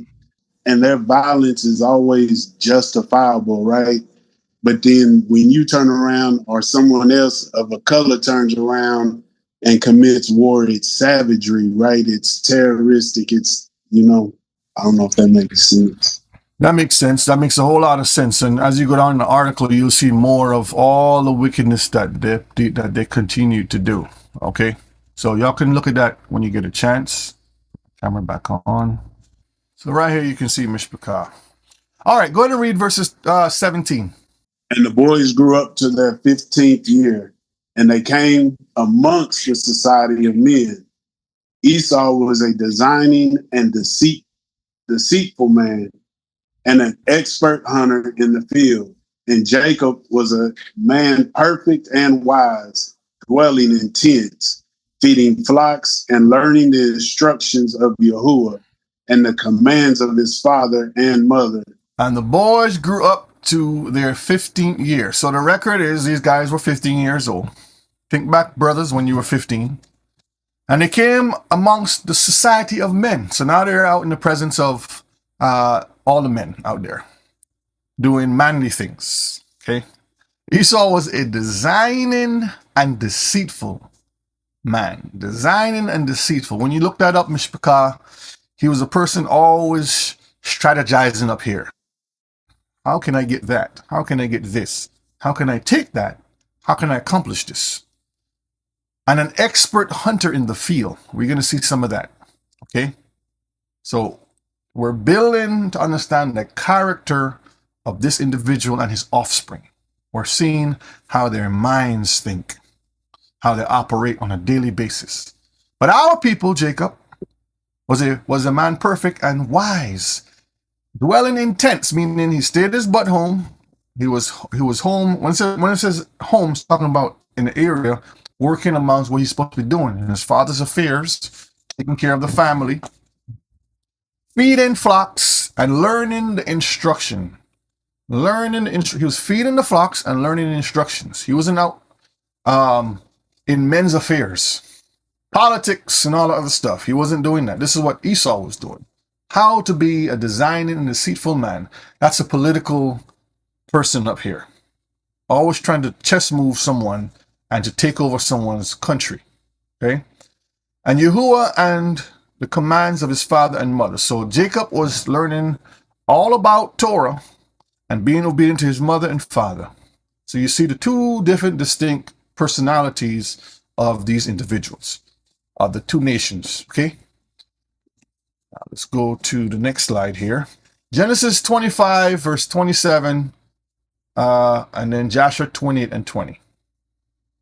And the boys grew, and Esau was a cunning hunter, a man of the field, and Jacob was a plain man dwelling in tents. So when we go back to here, this account just gives you more insight of what this is saying here. So if we just read Genesis 25, all you can know that Esau was cunning, and he was out in the world, and Jacob was in the tents. But it doesn't go into detail to say what Esau was and what Jacob was doing. You see how much more information we're getting, Mishpachah?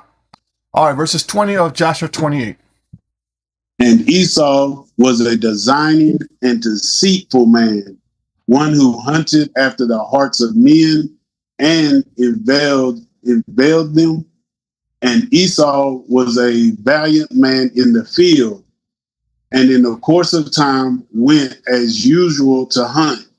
And he came as far as the field of Seir, the same is Edom. See, so it's telling you, again, Esau was a designing and deceitful man. So he was a person that was that was deep into deception, always trying to figure out how to take what someone has. One who hunted after the hearts of men. Think about that. Think about that, because it plays into exactly what we see today in Mishpachah. We have men hunters today. We're going to see some of that. But he was always trying to figure out how to overthrow, overtake, all the things that pertain to thievery and the arts of stealing, lying, cheating, and killing. Okay? And Esau was a valiant man in the field. A valiant man meaning what? Imagine this says you were valiant in this. This is why when it comes to the warmongers, it's always about valor. They're always talking about how they survive, how they kill hundreds and thousands, and how they do all this stuff, because it's always about valor when it comes to war. You don't see anybody talking about I'm a valor man in planting gardens. That language don't fit there. Okay? It says, and in the course of time went as usual to hunt, and he came as far as the field of Seir, the same as Edom. So this is how he overtook Edom. He went as far as the mount, because they were in one location growing up, and he's going out every time, hunting and networking and doing his thing. And now he went as far as the field of Seir, which is the same is called Edom. This is how he overtook that location, Edom. Took it, and now he is the father of that location. And we're going to see how he has become the father of other nations later too, okay?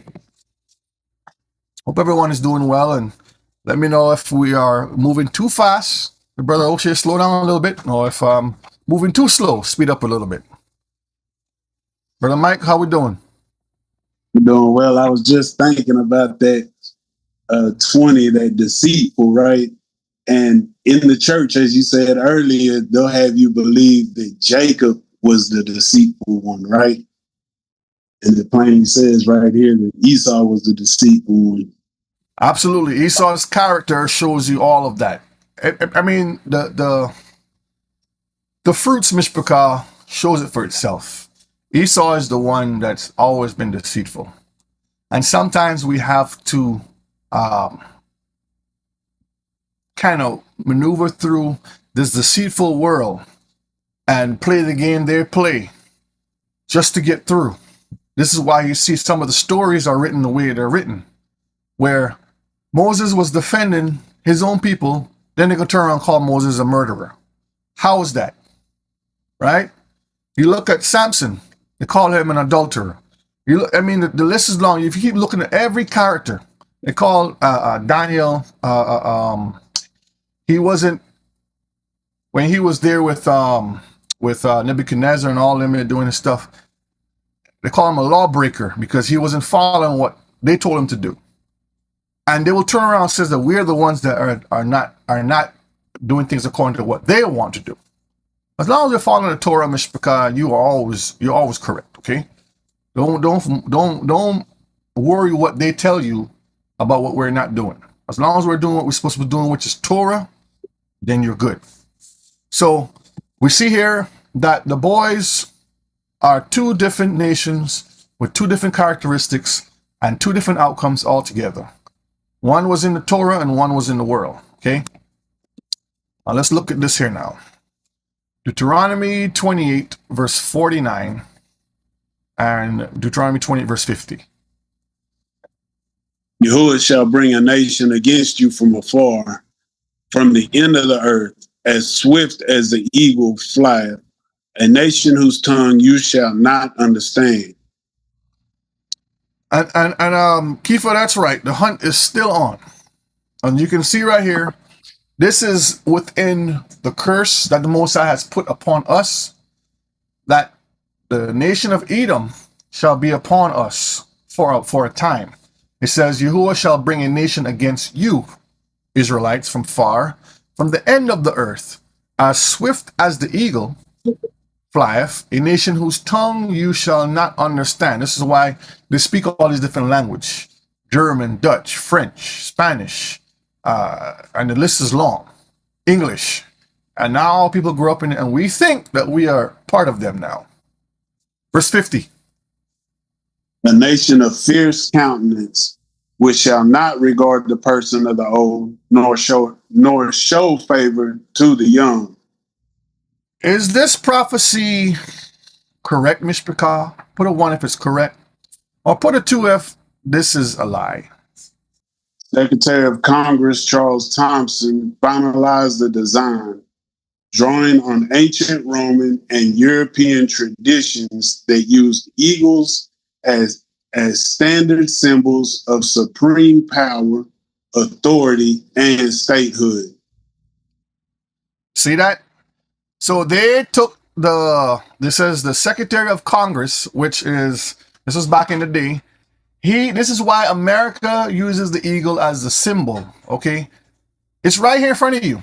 It says he took a design, a drawing of ancient Rome, Europe, the European tradition. We can see how that all blends in with these people, that uses the eagle as a standard symbol of supreme power, okay?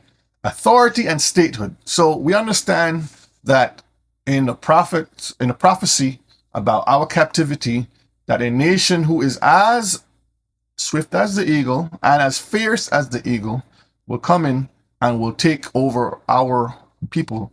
Let's look at Jeremiah 49 and 16. Let's get some more witnesses to kind of build the case, because like I said, I want y'all to see it from every angle. You're not going to just read it in one place. Moses has put his witnesses all over, so we have the evidence there. Jeremiah 49 and verse 16. Okay, let's start there. Go ahead. We're going to read the first part. Actually, we're going to read the last part from here. Actually, read the whole thing. We can come back to read the whole thing. Yeah. Your terribleness hath deceived you, and the pride of thine heart. Oh, you hast dwellest in the clefts of the rock, that holdest the height of the hill. Now, the height of the hills, brother, is talking about the governments. Esau has infiltrated in every government, and now they hold all the governments. They're the ones that are running the governments in the scenes and behind the scenes, okay? So they'll go to these countries. That's why, what's the brother from Africa? I think it's Boko Haram or whatever his name is. I can't remember his name. The one with the beret on, the general. His name is Traore. That's his name. If that's his name, okay. And there was a video that he put out. I don't remember his name, but he put out a video that he told the United States and all of Europe, stay out of our business. We don't want y'all in our business. And we know that's war about to happen there. Yes, Faso. That's his name, Faso, yes. He told them, stay out of our business. We don't want y'all in our business. And a lot of countries who say that, they end up like, what's his name in Venezuela that got kidnapped? Yeah. I mean, there's nothing to laugh about, but it's just how these people think, man. They come in and they tear down governments and set up governments, and they do what they need to do to move the chess pieces around the board. So thy terribleness have deceived you, and the pride of thine heart. See the word pride there again? Remember we looked at the definition of Edom or Esau, and it says proud. pride of thine heart, O thou that dwellest in the clefts of the rock. We're going to see some pictures of them, how they built up that place in Idumea, Edom, in the clefts of the rock. And the whole is the heights on the hill. So they're the ones in the governments. Continue. Though you shouldest make your nest as high as the eagle, I will bring you down from thence, saith Yahuwah. So the Most High in the future to come, he's going to tear down Esau's kingdom. We're going to see how that's going to happen later also. So he made his nest as high as the eagle. Why is this important? Because it's the character, Mishpachah. It could have said he could have been on an anthill, or he could have been on the top of a tree. He didn't say that. He says, make his nest high as the eagle. And when you look up eagle's nest, they go at the highest point as possible as they can go. Put their nest at the top so they can see everything. They can know where they can hunt. They can view their territory, and they can control what they can see. And this is the characteristics of what we're talking about here today. Now let's look at one more witness, the book of Obadiah, the prophet Obadiah. And we're going to see chapter 1, verse 4, and we're going to read what he says about the kingdom of Edom. Remember, this is about, read verses 1, the first part right here, the vision. The vision of Obadiah, thus saith Yahuwah Elohim concerning Edom. That's all we need. That's all we need concerning Edom. So we know we're talking about Edom because remember, Esau is Edom. Let's read verse 4 now. We're going to come back to Obadiah later. Read verse 4. Though you exalt yourself as the eagle, and though So Esau, though you have exalted yourself as the eagle, go ahead.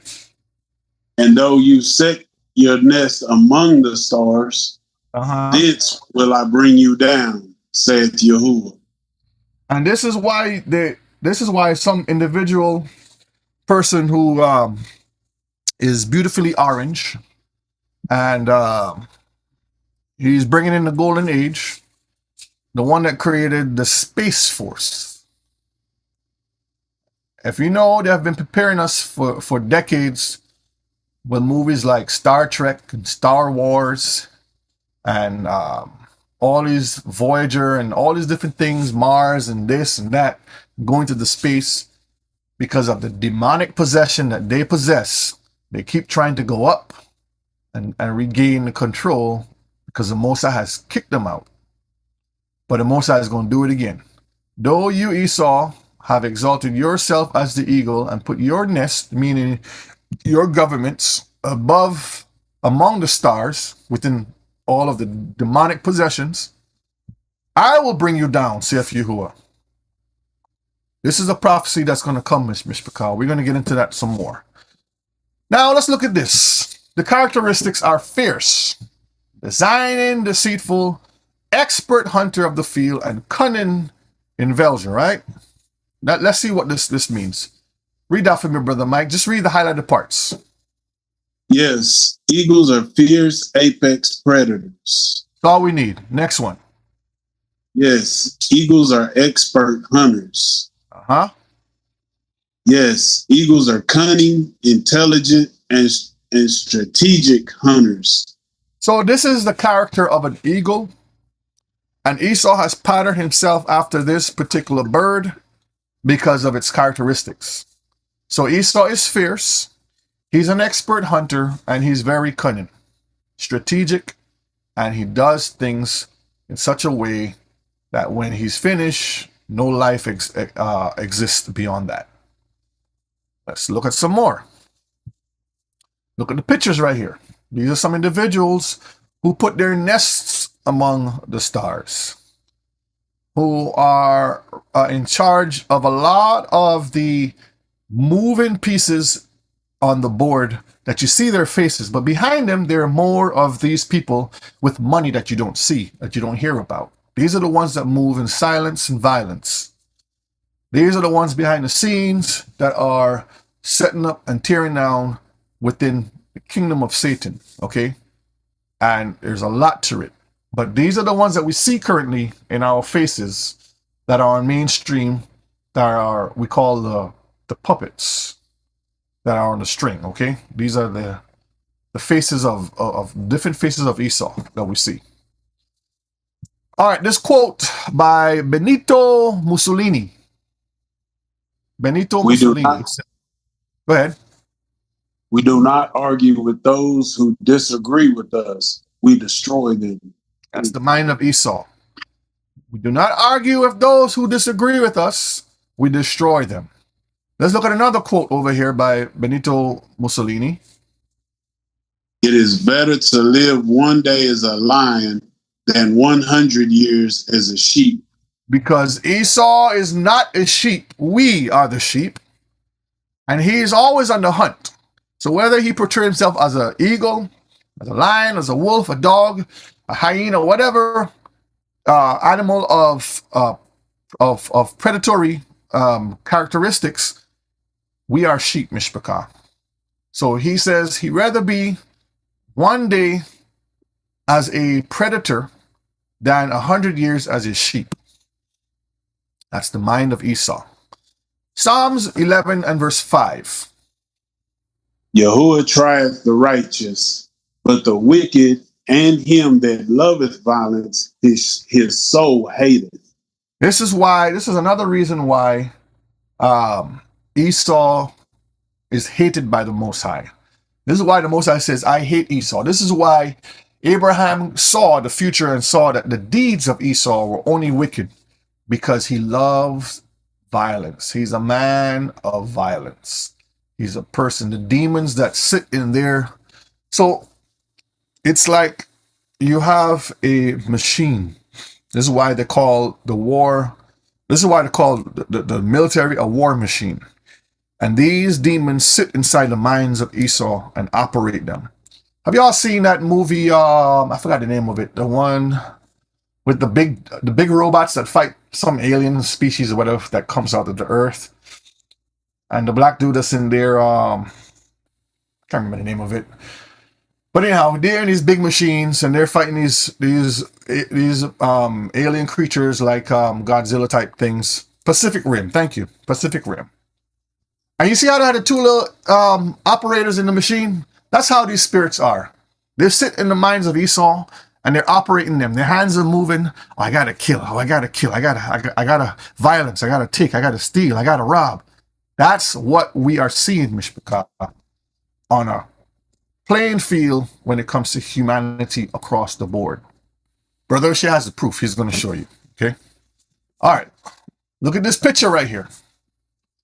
Men of war jumping out over territories, fierce, always trying to indulge in someone else's business. Look at them. That is your friendly neighbor that you have there with you. That is the people that you call your friendly neighborhood neighbors. Look at them. Look at this picture right here. Esau is always hunting. Look at that, Mishpachah. What saith y'all? What do y'all say about these pictures right here? Do y'all see this? This is sadness. They go out there, they're killing the bears, the boars, gators, the lions, the sharks. Right? Nowhere is safe. They're always out there hunting, looking for the next fix of blood. And they call this sport. And they hang the heads of all of these on the wall. And they wear the teeth and the bones. This is why all people are not supposed to be doing none of this stuff. You grew up wearing a rabbit foot and shark tooth and all this crap that you wear in your body, not realizing that you are under the influence of the spirit of Esau and the demonic possession that these people have of bloodthirst and killing. Look at it. This is what they do. They go out there and they hunt. They are man hunters. See right here, it says man hunters. The top right, hanging the Hebrews in slavery. See, y'all remember that? A lot of y'all have seen these pictures. They're still doing it. A lot of Hebrews still in 2026 mysteriously end up hung. And then they'll say, oh, the person commits suicides. Still lying to you. Look at all of the different flavors alphabet flavors of the different governments that set up. And this is just the United States version. Europe has its version of Interpol and all those other ones. Canada have its version. Within the African government, Esau has his versions in them too. Over in all of the governments that you see, nation of Esau, they have all of these different things. And a lot of the other nations follow the same thing. China, Japan, all the way down to South America, they all follow the same thing. ATF, NSA, CIA, FBI, DEA, ICE, all of these governments that are out there, man hunting. It's in their blood. They can't stop hunting. Here is the true history of the wood woosers. Y'all remember that commercial? The one with the caveman? If a caveman can do it, you can do it. You remember that commercial? He's always walking around trying to do stuff. The Geico commercial. Yeah, the Geico commercial, yep. Here is the history of the wood woosers, also known as the original caveman, the Edomite. Where do you think they get that picture of a hairy person from? Remember, it's not mentioned nowhere in history, but in the book of Genesis at the birth of Esau. It's mentioned nowhere but there. So where do you think they get that from? And then they try to spin on you a different story and talk about evolution and the caveman and all this other stuff. When they're the ones that evolve, they evolve from this to lie to you and tell you that they are the ones that the Most High chose. That's the evolution, the lie that they spin to you and to I. That's what they've been doing for generations. All right, brother Mike, I'm going to step away for 1 second. Just read this for me a minute. I'll be right back, Mishpachah. Wild man. In Middle English, a corresponding term for the wild man is woodwoos or woodwoos. These beings could be manhunters or otherwise be sinister. Brutish behavior. A modern person who acts very rude, aggressive, or violent. A woodwoos is a mythical wild man of the woods from medieval European folklore, characterized by heavy body hair, a bipedal humanoid shape, and a fierce, untamed nature. All right, so the wild man, as we can see right here, it says Esau is the wild man. This is what I'm putting in here now. For the wild man is woodwoos or woodwoos, how to spell it, right? These beings could be manhunters or otherwise be sinister. So the character of a wild person is a person that is a manhunter and sinister. Now let me go back a minute. Let's see. All right, so we're right here. Remember it says wild man, right? All right, this one says red, right? Now we went back over to the definition, etymology. This is what I want to pull up here. Let me pull up etymology. Definition. We're going to find it. Don't worry, we'll find it right here. Fierce. This is what I'm looking for. Fierce. All right, we can close this out. Let's go back here to fierce. All right. In the word fierce, because this is his characteristic, right? Remember, we're seeing that Esau was fierce, a man of the field and hairy, right? What does it say right here? It says violent, fierce, wild. See the word wild right there? Wild, uncultivated, savage, cruel, wild beasts. So remember that. Let me have it side by side. Let me pull it up here so we can see it side by side. We're going to see it side by side, okay? Fierce. So pull it up. Now let's go back forward so we can get back to where we were. I think I'm going backwards. I'm sorry. Let's go back forward all the way to where we were, and we're going to see how this ties in with Esau being the woodwooser right here. All right, so it says, for the wild man is woodwoos or woodwoos. This being could be manhunters or otherwise be sinister. And we see right here, we see wild, we see proud, You see wild, untamed, savage, wild beasts. Do y'all see the connections there? All right, brutish behavior. A modern person who acts very rude, aggressive, or violent. This is what this ties back into. Mythical man of the woods. European folklore. They're part of Esau's heritage is Europe. We're going to see that also. But what's interesting, it's characterized by heavy body hair and fierce, untamed nature. We see what the word fierce says here. Wild beasts, hairy body, savage, fierce, untamed. We see untamed right here also, right here, untamed over here. See right here? So all the connections are there in Mishpachah. Nothing I'm saying is being made up. We are seeing it right in our face, exactly what they have. Now let me play this little video here, since I have this here. And we can get an example of how Esau can't help himself. And there's now when I show you one video, Mishpachah, there's hundreds out there. I'm just pulling little bits and pieces just to kind of give us some thoughts so we can make the connection easier. And now to make this into a sport. Okay. Look at it. There goes your friendly neighborhood. There you go. Oh, there goes Esau. Esau is trying to go back into how they used to operate. Remember, a spirit is on these people. So sometimes they will revert back to these behaviors because they can't help themselves, okay?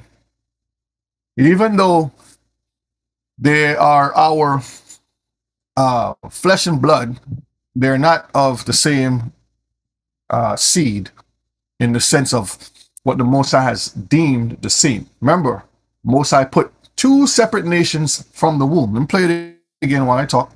Two separate nations from the womb inside of Rebekah. And from the beginning, the twins were fighting and battling themselves. They were out there fighting each other in the womb. And all the way down to where we are today, the battle continues. But currently, Esau is on top. He's doing what he's doing. And if we start to do what we're supposed to do, which is to keep the commandments and obey the Most High,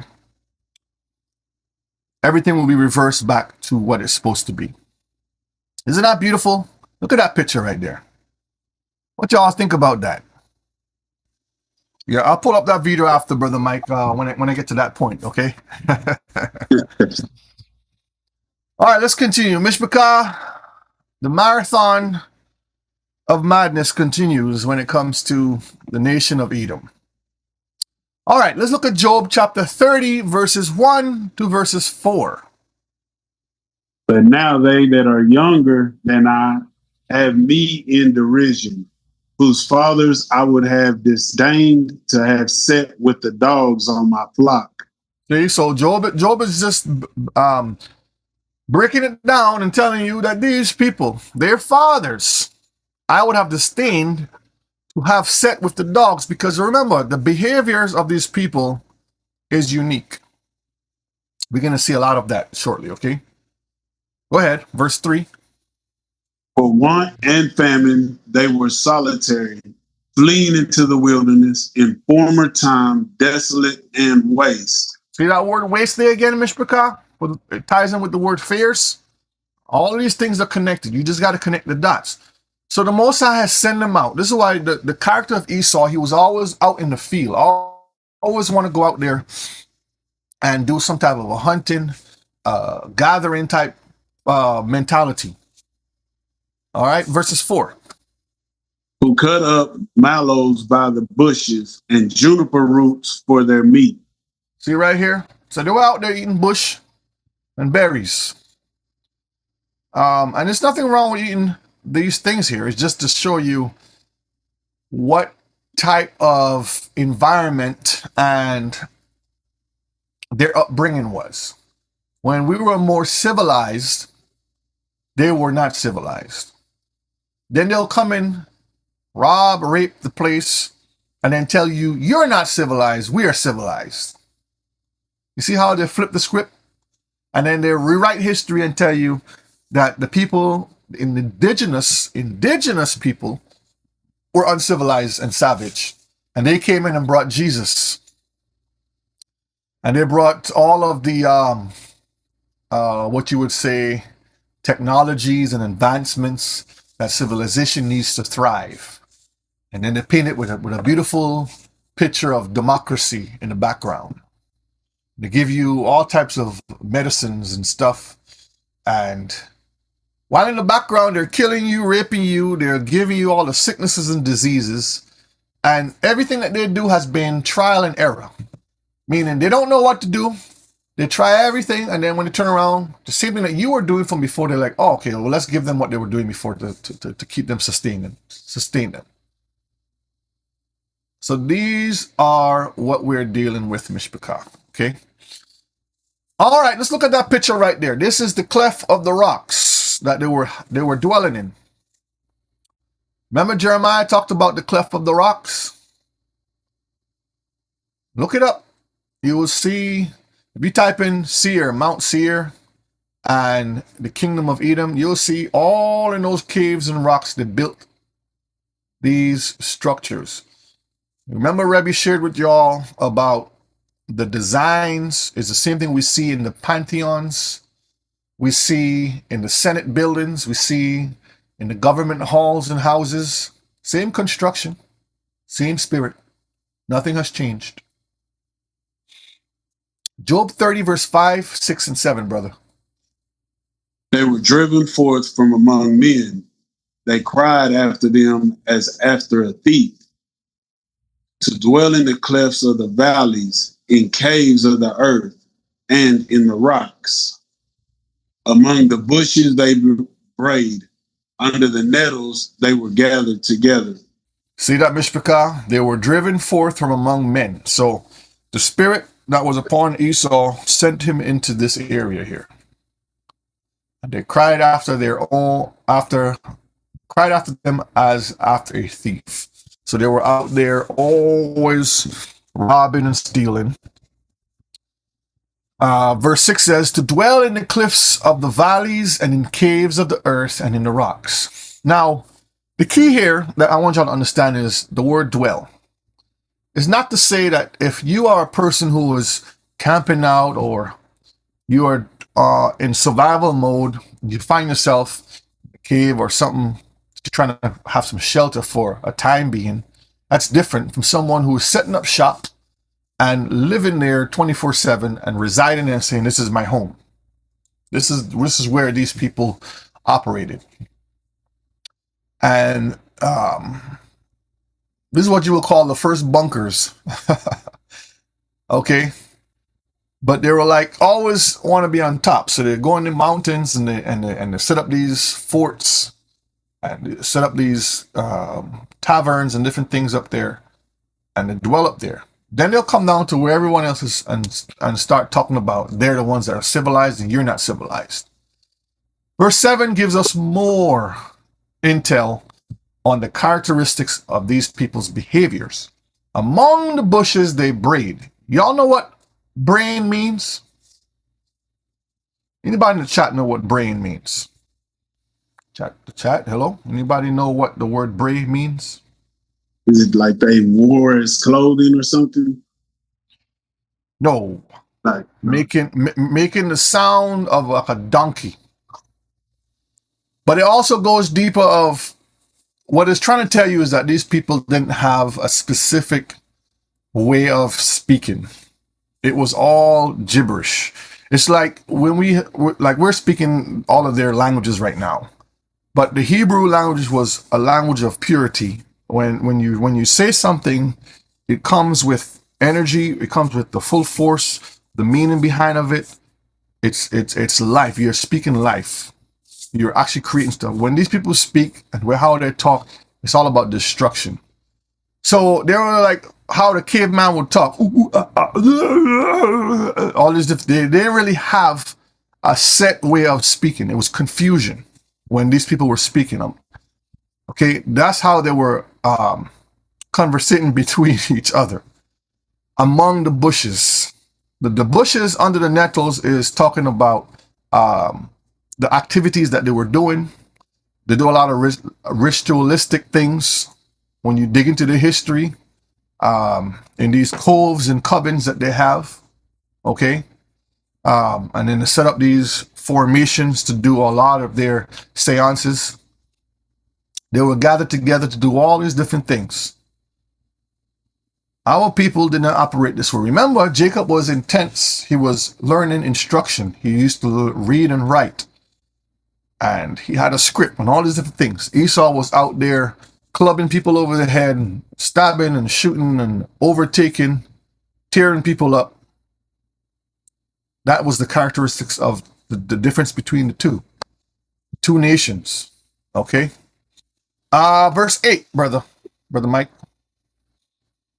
They were children of fools, yea, children of base men. They were viler than the earth. Imagine that. He's saying they were viler than the earth. What is more viler than the earth? Like, I mean, besides we're reading it now, but how vile can the earth be? Is this talking about the environment of how hard it is to thrive and live? That's the mentality of how the energy comes off of the Edomite people. They were children of fools, children of base men. When you read the definition over there of base, it's talking about thick, stumpy, low on the social scale. They weren't smart, intelligent people when it comes to reasoning and how to be among society. But they were very strategic and very smart when it comes to war, though. There's a difference. But what sticked out here is stumpy, thick and stumpy. It also talks about in the future about how the Most High is going to make them a stubble, right? Make them low. So it also points to their future as in their nation. Let's look at Deuteronomy 28:37. Go ahead and read Job 30 and verse 9 while I pull this up, brother. And now am I their song? Yea, I am their byword. We have become their byword. So that tells you, this is another clue of who Job was talking about. Okay? Everything is there showing you who the characters are. So when somebody tell you, oh, Job wasn't talking about Esau, let's look at the witness, Deuteronomy 28, verse 37. And you shall become an astonishment, a proverb, and a byword among all nations, whether Yahuwah shall lead you. So Job was prophesying and saying, we have become a byword. We are their song. This is why we entertain them. This is why we are the top entertainers in the world, whether it's sports, whether it's music, theater, drama, whatever. We have become their song and their byword. Okay? That is just what happens when we disobey the Most High. But don't worry. It's all going to come back around. All right, let's look at verses Jeremiah 49 and 16. This is what we read earlier. Let's read it again. Your terribleness hath deceived you, and the pride of thine heart. O you that dwellest in the clefts of the rock, that holdest the height of the hill, though you shouldest make your nest as high as the eagle, I will bring you down from thence, saith Yahuwah. So the Most High is going to destroy the nations, all controlled by Esau. Remember, when you look at the bigger picture, when we did the class with the pyramid showing the governments all the way coming down, we understand that Hashatan, the devil, is in charge. This is his kingdom. Prince of darkness, he runs this world. This is why he told our Messiah, all of this I will give you if you bow down and worship me. Because the Messiah allowed him to have this kingdom on earth for a time. So under the rule of Satan, he has selected this family because it was given to him. The Most High says, this is the family I give you. I'm going to have Jacob, you're going to have Esau. We can play a game of chess. In the end, we win. That's all. That's how the story is written. All right. So the devil's chess pieces, when you look on the chessboard, is Esau. And Esau controls all the other nations that fall under him. This is why it's called a confederacy. When you look into all of the other nations that he controls, they're vassals to his nation. We're going to see that. Let's continue. Distinct smell and hairy description. Very important. All the clues that are given there tells us who we're dealing with. Esau has a distinct smell. They're hairy within the description that's given. Let's look at Genesis 27, 21, 22, and 23.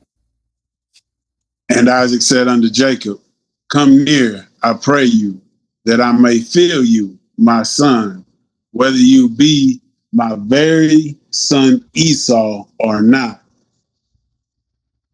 And Jacob went near unto Isaac, his father, and he felt him and said, the voice is Jacob's voice, but the hands are the hands of Esau. And he discerned him not, because his hands were hairy, and his brother Esau's hands as his brother Esau's hands. So he blessed him. See, Mishpachah?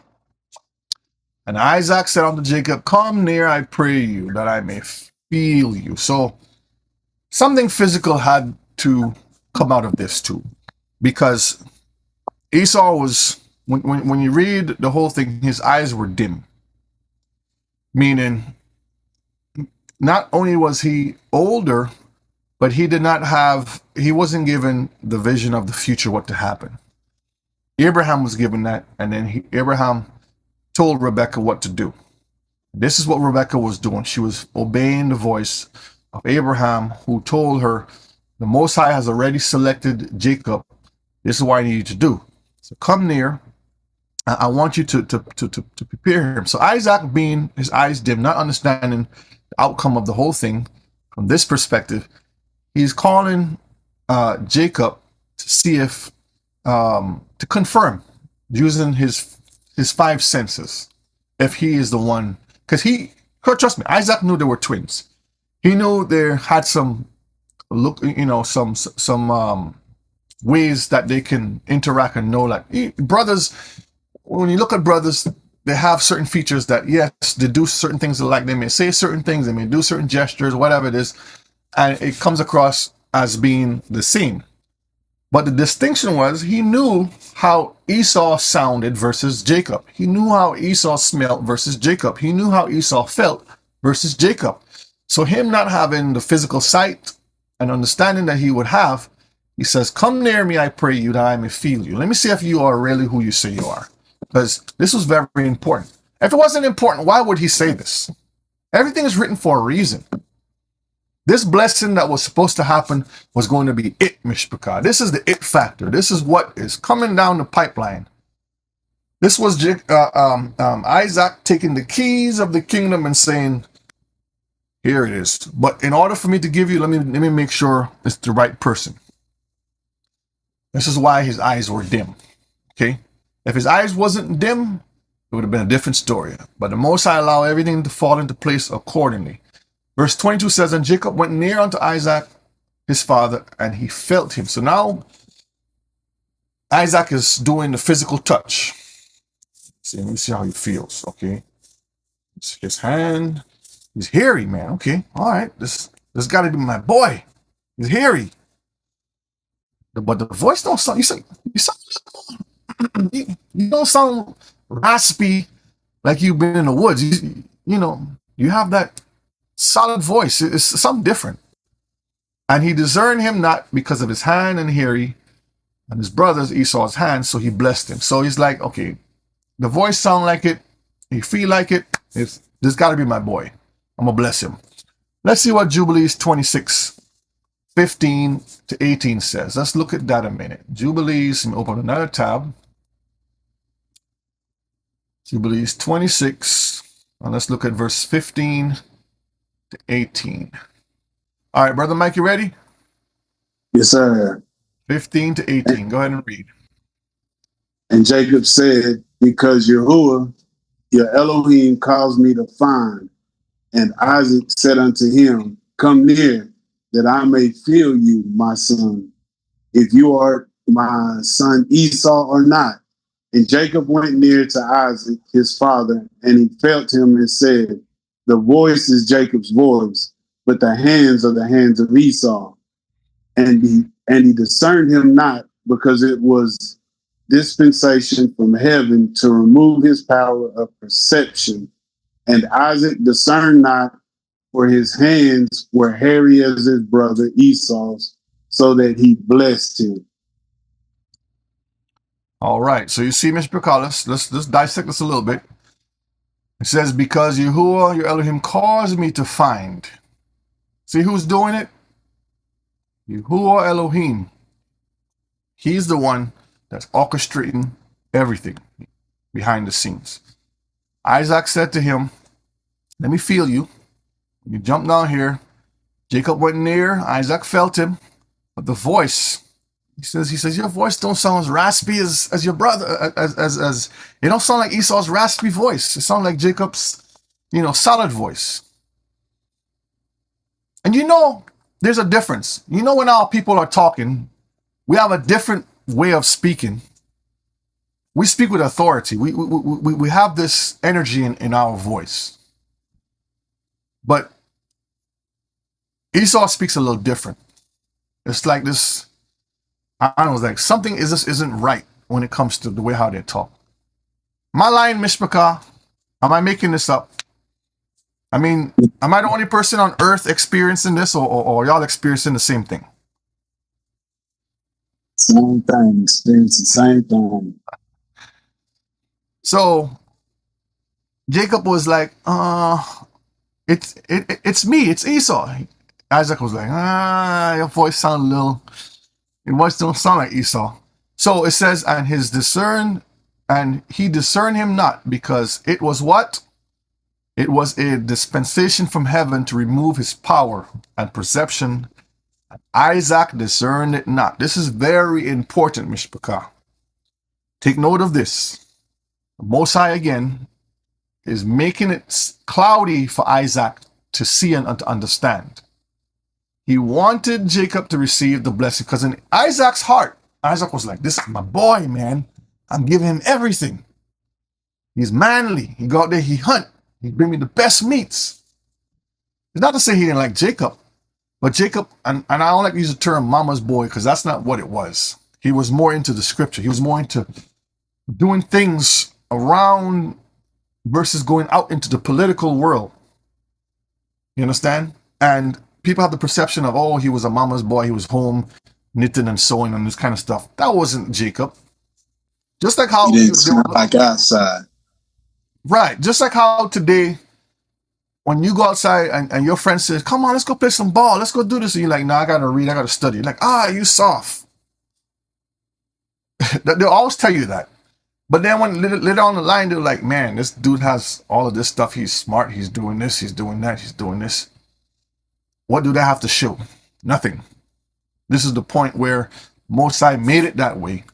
He says he removed Isaac's perception from understanding what was happening, and he placed it upon Jacob, so Jacob will have that blessing. Okay, let's continue. Get some more evidence on that. Genesis 27 and 26. 26 and 27, sorry. And his father Isaac said unto him, come near now, and kiss me, my son. And he came near and kissed him, and he smelled the smell of his raiment, and blessed him, and said, see, the smell of my son is as the smell of a field, which Yahuwah hath blessed. That's a good smell. Boy, smell that raw earth on him. He's out there smelling like musk. That's what Esau smell like. Armpits and musk. Always out there hunting. When you go outside and you just come out the shower, you have that good butter on your body and everything. You got that good oil, olive oil on your skin, cocoa butter, whatever you put on your body, you're smelling good. You go outside for 5 minutes, you come back, you're like, man, I smell like I'm outside, man. The heat of the sun, the grass and everything just lands on you. It's 10 times for Esau. All right? There's a book somebody wrote over here. It says, why do white people smell like wet dogs when they come out of the rain? Now, am I the only person that ever thought about that? Put a 1 in the chat if y'all ever thought about that. And I found it interesting. I thought I was the only one on earth that they always smell like wet dogs sometimes. It's sometimes. Okay, I'll pull it up also. Why do white people smell like wet dogs when they come out of the rain? This is a book. You can look it up for yourself. But down here, why the father wanted to smell the remnant, because he was always in the field. Right? It says, on clothes and skin, trap particles, tiny bits of dust, pollen, and microscopic organic matter stick to your hair and clothing. This is why if you go outside and you're doing some barbecue and you come inside, your clothes smell like barbecue because you've been out there indulging in the whiffs and the woofs of the air, right? And it sticks to your clothing and your skin. You go take a shower, you put some fresh clothes on, you don't smell like smoke anymore. So Esau, being a man of the field, always out there, he had a distinct smell. And his father understood that. It says skin interaction right down here. Environmental molecules mix with your skin's natural oils and bacteria to create a distinct outdoor scent. So this is why you smell a certain way when you're outside doing certain things, and it's more so on certain people than some people. Okay, and this is not something weird. This is just nature itself. And this is how things were created. Again, when we're learning here, we're understanding the order of things. This is not something that we're trying to create like some type of a hate war or whatever it is. This is evidence. This is what it is. This is the facts, okay?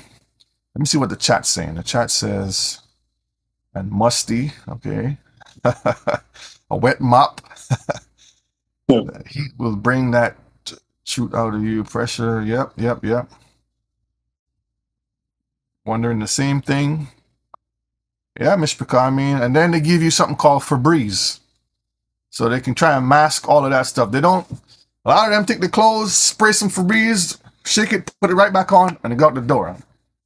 Or to put all that Axe spray and cologne and perfume on them to cover up the smell that they naturally have, or the uncleanness that they have. We're going to see something right now that's going to shape your way of thinking and confirm certain things that we have been learning. So let's put this aside. Let's watch this video. This is very interesting. Hopefully it's not disturbing to some, but all eyes need to see this. All eyes need to see this, okay? I remember Brother Yehuda shared a video with me a while back, and I had to make my own video. So this is me making my own video of what was shared with me. Some evidence, Mishpaka, that you can't outrun. So fair use, fair use. You be mine, you be mine, you be my neighbor. Many of these folks may be your neighbors, nurses, doctors, lawyers, politicians, teachers, restaurant workers, even co-workers.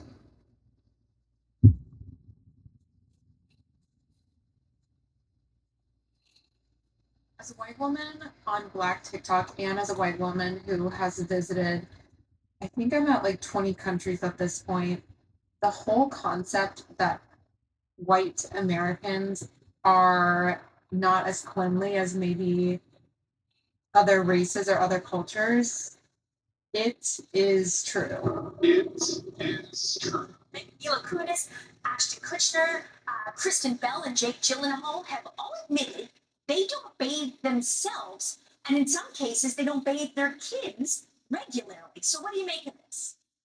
Look, I think that these stories blew up not just because it was a conversation about how frequently you bathe, like once every other day or whatever. It was about smell and dirt. Mila Kunis and Ashton Kutcher and Dax Shepard and Kristen Bell were all like, we don't wash our kids until they reek. I mean, I'll admit, I'm definitely showering way less because I don't have to see y'all with your pretty faces every day or sit next to you. So I feel like I can definitely get away with that a little bit more because we're all stuck at home, and maybe that applies to kids too. So I don't know if that's the case with this story, but this story resonates with me a lot because maybe my parents would have been the ones who would have been called and said something's wrong with your daughter, because I was born and raised on a horse farm. We had one well, and it had to be shared between the family and the horses so that you could never use both at the same time. I pause it there real quick because that makes no sense, Mishpaka. You have one well, and your excuse is to say because the horses are getting water, you can't shower. All you gotta do is schedule it. I'm going to shower before the horses get water. I'm going to do what I gotta do to maintain myself before. What kind of behavior is that? Is that a proper excuse, Mishpaka? All right, let's continue listening. If you had to water horses or take a shower, you'd have to call down at the stable. Are you guys watering horses because you had no water pressure? And you actually were at risk of actually reducing so much water that you ran out for a few hours. And so many times growing up, I was the kid who, after doing chores, I wasn't taking a shower. I'd be going to school, and literally kids would tease me saying, "You smell like horse." Shower. Mm-hmm. What's the first thing you wash? Okay, I definitely go hair first. Hair first? Hair first. Do you wash your hair every time? Well, I only take like one shower every 6 days, so you start with hair. start with hair. And then I'll normally do conditioner and then face wash. Then I get out. there you go. Esau's loving it, boy. He's like, yes, I do the same thing too. She's in there just. No shame. It's not my past, it's my present. Never not shame. And I'm sorry for your brothers and some of your sisters who have went after these nations in relationships. Sorry for y'all. I do not wash my body. At all. Yeah. It's a waste of time. The soap like runs down you. Sure. You know, the soap's like, Yo, absolutely. I'm on the same page. I'm not on that train. I'm not fully bored, but like I have a ticket. I just don't know if I'm hopping on. You know.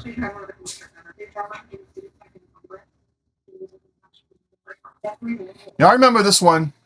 When you go to the hotels, these people are washing their laundry and stuff in the coffee machines.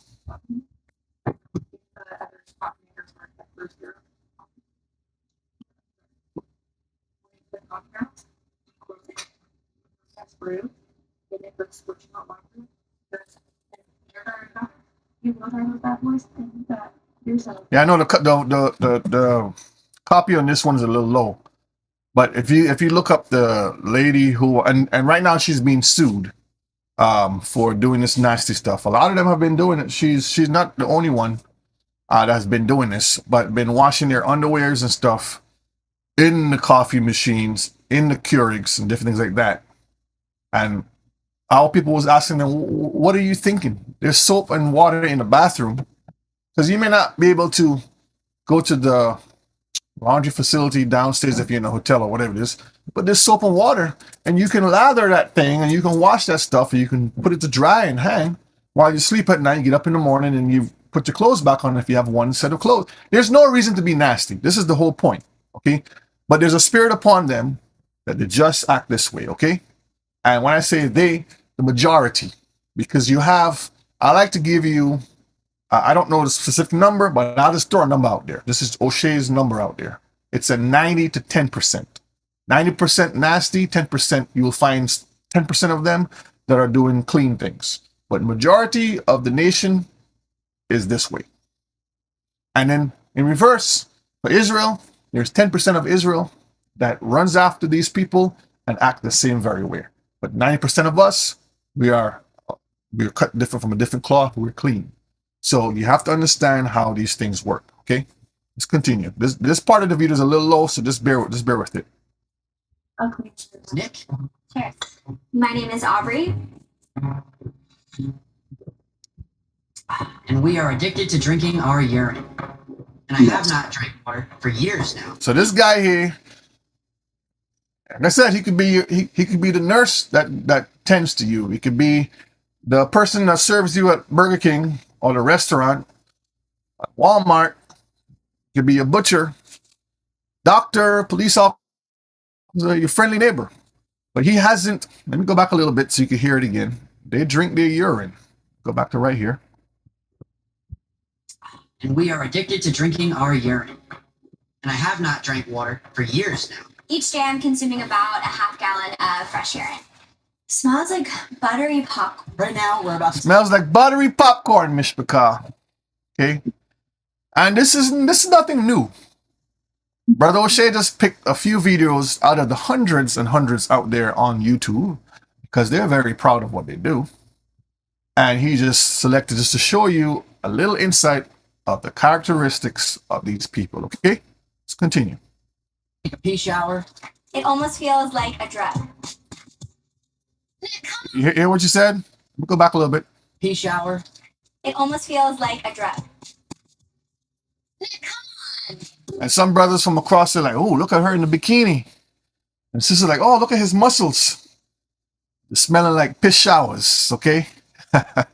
But Brother O'Shea, was he over there filling his cup up? How it looks so good, how my makeup always looks so perfect, or how I always have this natural glow. Here's my secret. Okay, so she can give the secret of her natural glow now. How she looks so good, how her skin is soft. Okay? A lot of people have been doing this. This is nothing new. Is it yellow? Oh, don't turn it off. That is, No. That's Just so yellow. It's like Gatorade yellow. I want to see her drink it. No, here we go. Here we go. 3, 2. She's drinking it water. Until I first drank my dog's pee, I was depressed, I was sad, and I had really bad acne. So she was sad, she was depressed, she had really bad acne. Then she started consuming the urine from a dog. Okay? Dog pee also has vitamin A in it. It has vitamin E in it. And Get your vitamins from this, Mishpachah. You see how Esau thinks? it has calcium. And it's also proven to help cure cancer. different dog. Who wants a chip? No. Ready? Who wants chips? You want one? Come eat. Time to eat. See, Esau? And trust me, there's hundreds and hundreds of videos out there that show this behavior. This is not like you're just picking one video. There's hundreds of videos out there. And then they'll offer you a glass of water. They'll share their lunch with you. They'll invite you over. And it's all love. It's all love. So disgusting. Hi, I'm Lindy Marshall, and I enjoy eating ramen. In other cultures, it's their everyday life. Like, that's what they do. They have a big variety of meats, insects. But here in America, when I do it, people find it odd, weird. People come at me very negatively. But it's just something that I enjoy, and I like it. One more bite, because I can't stop eating it. Can't stop eating it. You hear that? All right, I got two quick videos because Brother Mike sent me something and then Brother King sent me something. And everybody sending me some stuff now. You can't make this stuff, Mishpachah. You cannot make this stuff up. Let me see what hold on, Brother Mike. Give me 1 second. Pull this up. Brother Mike, say something while I find his videos here.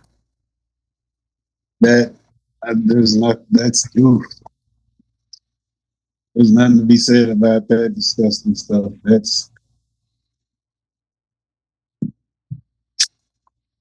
right, let me pull up this one. This is on. Can y'all see this video here? Yes, no? Can y'all see the video on the screen? Yes, sir. All right, Let's play it. Look at what the chefs made me today. Meat mountain for the Liver King. Because I keep stealing all the meat that they make. So I think what they tried to do was make me something So delicious. Esau just loves, he loves it. It's a spirit. He can't help himself. All right, that's enough for that one. Let me see if I can get the one Brother King sent me. So I can pull up and see. I can share this. Share Don't this. they call that? Don't they call that the carnivore diet or something like that? I don't know, brother. They have all kinds of names for it. They come up with all types of names for that stuff.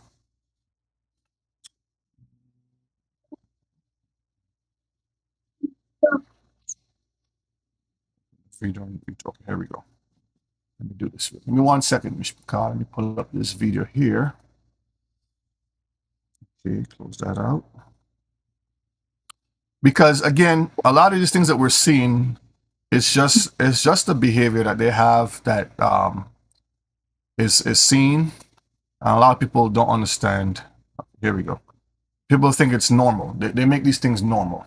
All right, Brother King sent me this video, so let's watch it real quick and hear a piece of it. Brother Shay's not making anything up. Everything is out there for you to see for yourself.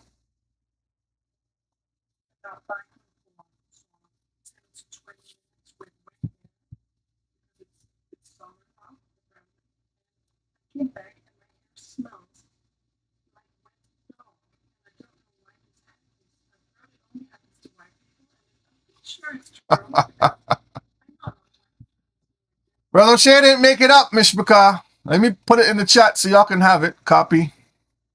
She's just confirming the same thing, that she don't know why it happens, but it happens. All right, so y'all can watch that day when y'all get a chance. You don't know why it happens, but it happens. Let's see. Rebbe sent me something here. Let's see. Drop these articles. All right, I'm gonna pull out those. Rebbe, I'm gonna pull those articles up when I get to that point. I'm getting to that point just now, so I'll save that for when I get there. All right, let's continue, Mishpaka. So, what I share with y'all is just something that we see that's been happening, and it's not something that I'm making up. It's something that they are specifically doing that is catered to them. Okay, Jubilees 26, Brother Mike, verse 21 and 22. And Isaac, his father, said unto him, Come near and kiss me, my son. And he came near and kissed him, and he smelled the smell of his raiment, and he blessed him and said, Behold, the smell of my son is Boy, it smells like Esau. Smells good. Go ahead. the smell of my son is as the smell of a full field which Yahuwah hath blessed. Full field. So it's just not a field, but a full field. You get the whole experience of earth by smelling Esau. Huh? The manure and everything. Even the manure, Brother Mike? Yes, sir. Boy. You girl says it is true. I know that for a fact, as I am surrounded by them. You don't need to surround yourself by them, sis. You need to get out of there. All right, let's move on.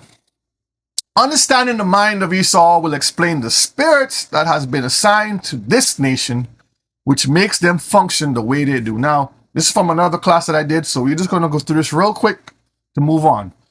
I'm not going to pull up Jubilees 15:31 and Jubilees 19:28. Y'all can do that. But it says, the Most High placed other spirits upon them. All right. We showed that before. You can see it there. Psalms 58 and verse 3 talks about them being born. It says, so when they are born, they will not adhere to anything righteous. It says, the scripture says, as soon as they be born, straight into wickedness, because the Most High has put it upon them. We have to understand that, Mishpaka. There's nothing that we can do about it. It's part of the script. The earth is in control and everything is corrupted because of the wicked. Job talks about the earth is given into the hand of the wicked, and we understand who that is, okay? So nothing new under the sun, Mishpachah. In the class we did, when they have no choice. Remember this class? When I was doing this class, I was just laughing because I couldn't get around it. I was trying to find ways to help them out, but it didn't work, Mishpachah, because everything pointed to the spirits telling them what they had to do, and they had no choice. The spirit demand, they have to obey. They have to do what the spirits say. So we have to understand, Mishpachah, that everything that Esau does is because they have no choice. We see that all the things that they think, they say, they do, everything that they do has nothing to do with righteousness. It's all wickedness. We can't make this stuff, Mishpachah. This is their destiny. This is what they were designed and created for, okay? Here's some other classes we looked at. Kingdoms, 1, 2, and 3. That's the one I was telling you about with the pyramid. Rebbe did one, why does God hate Esau? And there's more. There's lots more of classes that we can pull from.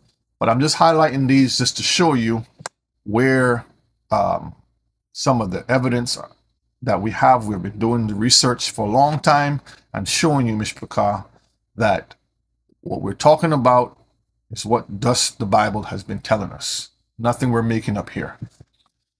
A mind that crosses lines. Now remember, the characteristics, behavior, how Esau was when he was younger, all the way to current his offspring, is the same. The minds hasn't changed because the spirits occupy those minds. A mind that crosses lines and have no boundaries, Mishpachah, becomes corrupted and blurred, which is known as a double-minded mind. And a double-minded mind is an unstable mind. And an unstable mind is a very dangerous mind. James 1 and verse 8, brother. A double-minded man is unstable in all his ways. All his ways. Not some of his ways, but all his ways. Okay, I'm going to pull up something here. Let me pull this aside. Let me pull some up. Give me 1 second.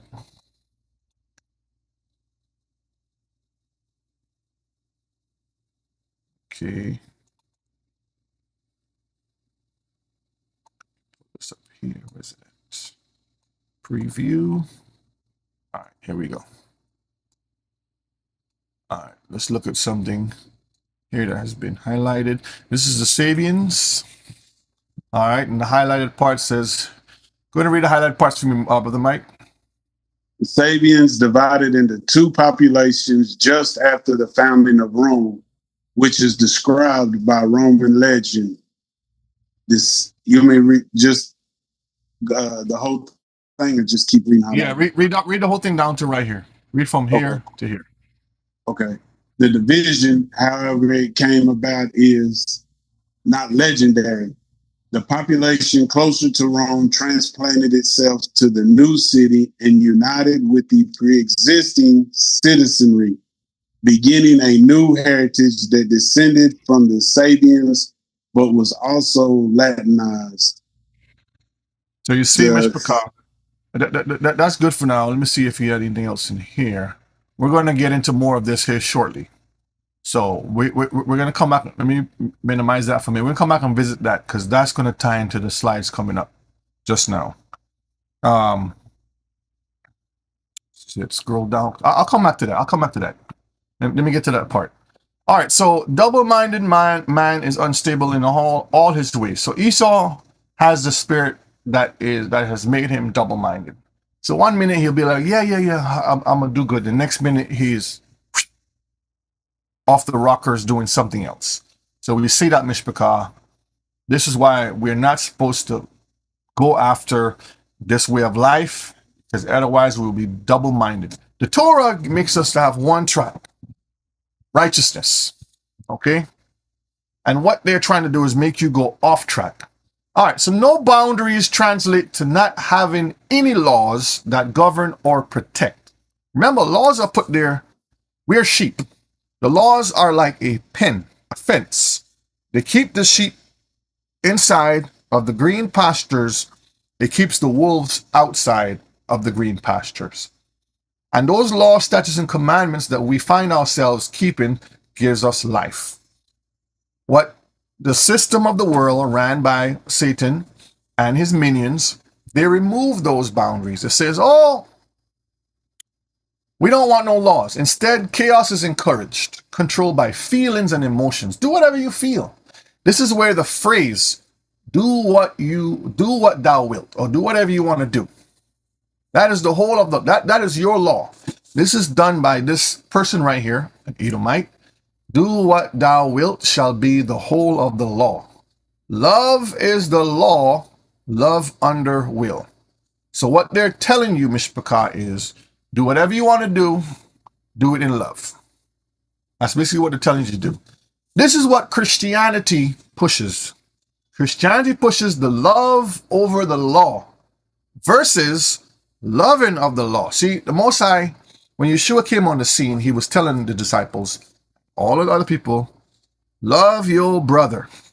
And by loving your brother, it's part of keeping the law. They switched the whole thing around. It says, get rid of the Old Testament, so-called Old Testament. So I did the class, Battle of the Testaments. Get rid of all of that and let's deal with only love, love, love. Not understanding that it's not about love, it's about loving the law, which covers everything else. John 14 and 15, brother.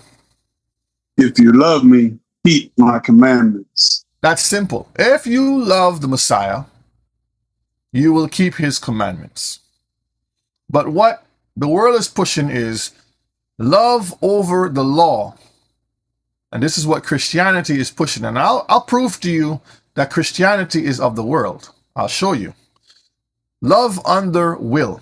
It must be directed by your true will. I'll just highlight that part. This is what the love under the will means. That you are the one, your will. But let's see what Jeremiah 17 and 9 says. Jeremiah 17 and 9. Let's see what Jeremiah says about the love and the will. They will make up all kinds of stuff and they'll tell you that. All right, read that for me, brother. The heart is deceitful above all things and desperately wicked. Who can know it? So the will of man comes from the heart. And if you follow your heart, you would follow wickedness. This is why we go according to the Most High's will. Not our will, not how we feel. Because how we feel is only going to bring us death and destruction. Okay? So when we look at the bigger picture, Mishpachah, they're pushing love over the law. We are supposed to follow the love of the law. Christianity is the world's most powerful religion and largest religion in the world. How so? Let's see. Read that right with me, brother, down here. Christianity is generally considered the most powerful religion globally. That's all we need. That's all we need globally. Out of all of the countries and families on the earth, this religion has been pushed. We're going to see why it has been pushed. Read the other one. Christianity is the largest religion in the world with an estimated 2.3 to 2.6 billion adherents worldwide. It accounts for... Okay. That's all we need. They can read the rest on the screen. Let me pull this to the side. Let's look at the book of Matthew. Matthew chapter 7. Because our Messiah told us something to look out for. And I want y'all to read this for yourself. Matthew 7 and 13. Is it? This is what I wanted. Am I in Matthew? Going to chapter 8. Okay. Okay. Matthew 7 and 13. Read that for me. Enter you in at the straight gate, for wide is the gate, and broad is the way that leadeth to destruction, and many there be which go in there. If Christianity is the world's largest and most powerful, then isn't it the widest, Mishpachah? Think about that. I just laid for you. You figure it out. You look at it for yourself. But the small little gate that leads you back to the pasture, green pastures, that keeps the Torah, where it's fenced around, We don't want to follow that. We want open pastures. And open pastures is full of mallow and nettle bushes and all kinds of different things. All right, Jubilees 35 and 13. And Isaac said unto her, I too know and see the deeds of Jacob, who is with us, how that with all his heart he honors us. But I loved Esau formerly more than Jacob, because he was the firstborn. But now I love Jacob more than Esau, for he has done manifold evil deeds, and there is no righteousness in him. For all his ways are unrighteousness and violence, and there is no righteousness around him. Now, I've brought this out before. We have brought this out before and showed how the seed of Esau thinks. Now, this is Isaac's testimony after the blessing. He already blessed Jacob, and he already blessed Esau. And now, later on, he's seeing how things are all falling into place. He's like, man, all this time I thought my boy Esau was going to be good, but he turned to be the rotten apple. And he's saying that nothing that he does is righteous. It's only violent. Then we saw that in the name, just in the name, fierce. His characteristics. And everybody around him, all the nations that team up with him, have the same characteristics. Verse 14. And now my heart is troubled because all of his deeds. And neither he nor his... You were saying something? No, go ahead. Okay. And neither he nor his seed is to be saved. For there are those who will be destroyed from the earth and who will be rooted out from under heaven. For he has forsaken the Elohim of Abraham and gone after his wives and after their uncleanness and after their error, he and his children. So when they tell you Esau is no longer, if Esau was no longer here, the earth would be at peace. Since the earth is not at peace, and we see every single detail of his character that still flows in every government, in every place, we know that this prophecy has not been done yet. All his deeds, and neither he nor his seed is to be saved. So we know that the Most High says they will be destroyed. He was created to be destroyed. But a lot of people don't believe that. They believe otherwise. But I'm reading what I'm reading in front of me. It's telling me exactly what it's telling me. From the earth, he will be rooted out from under heaven. He's not linked to the luminaries like we were blessed. Okay? For he has forsaken the Elohim of Abraham. Abraham saw that. And Abraham called it out and says, the Most High showed me that this particular boy here is going to be off. Continuing his character, it was spiteful and disobedient. This is Genesis 26, 34, 35.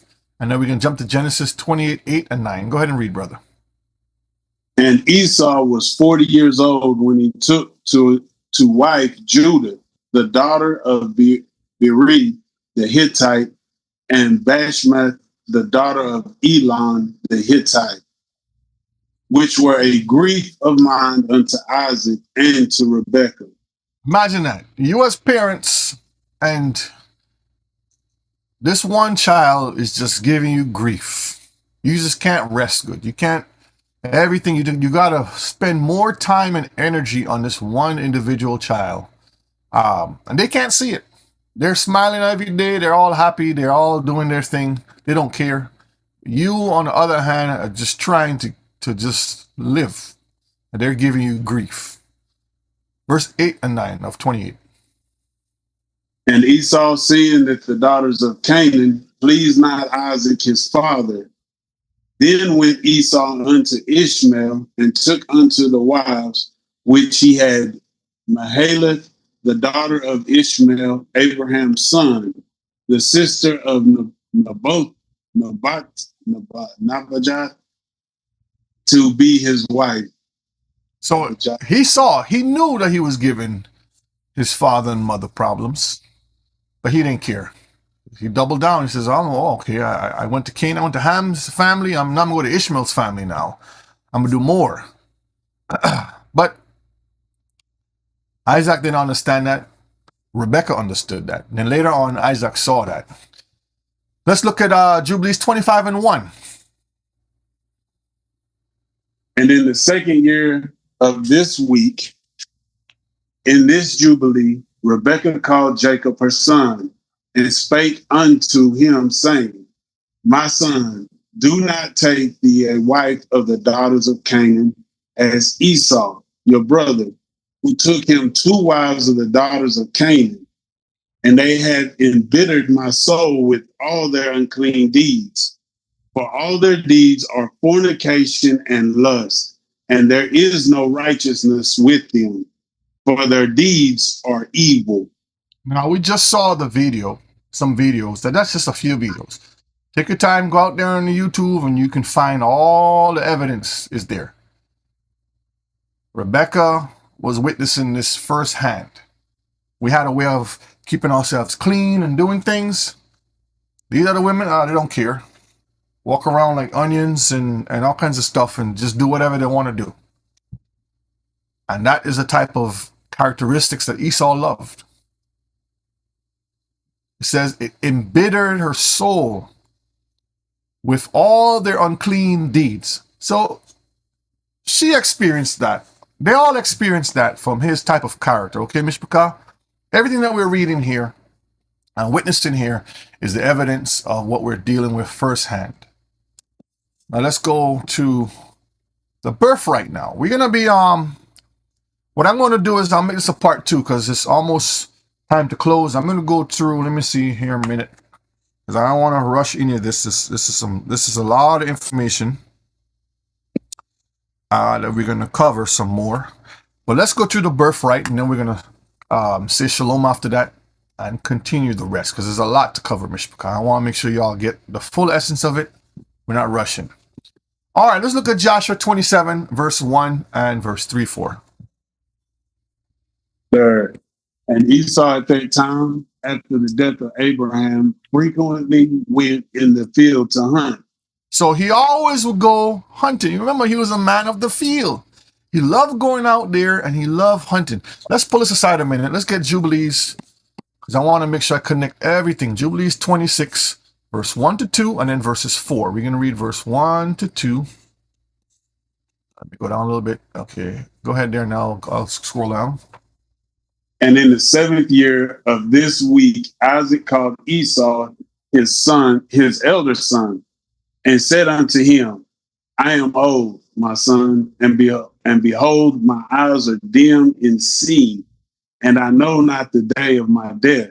So remember, I'm just going back now to show you that Esau loved hunting and he was called upon to go hunt, right?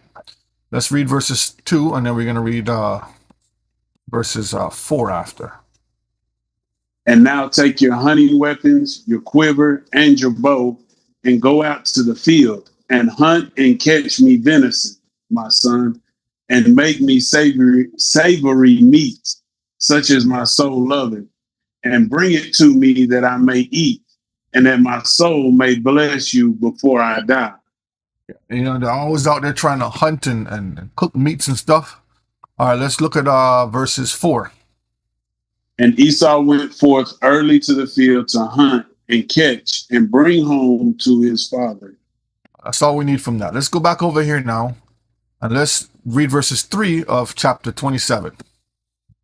And Nimrod was observing Esau all the days, for a jealousy was formed in the heart of Nimrod against Esau all the days. So even Hamite king, Nimrod, who was at the time, because you remember, somebody is overtaking somebody now.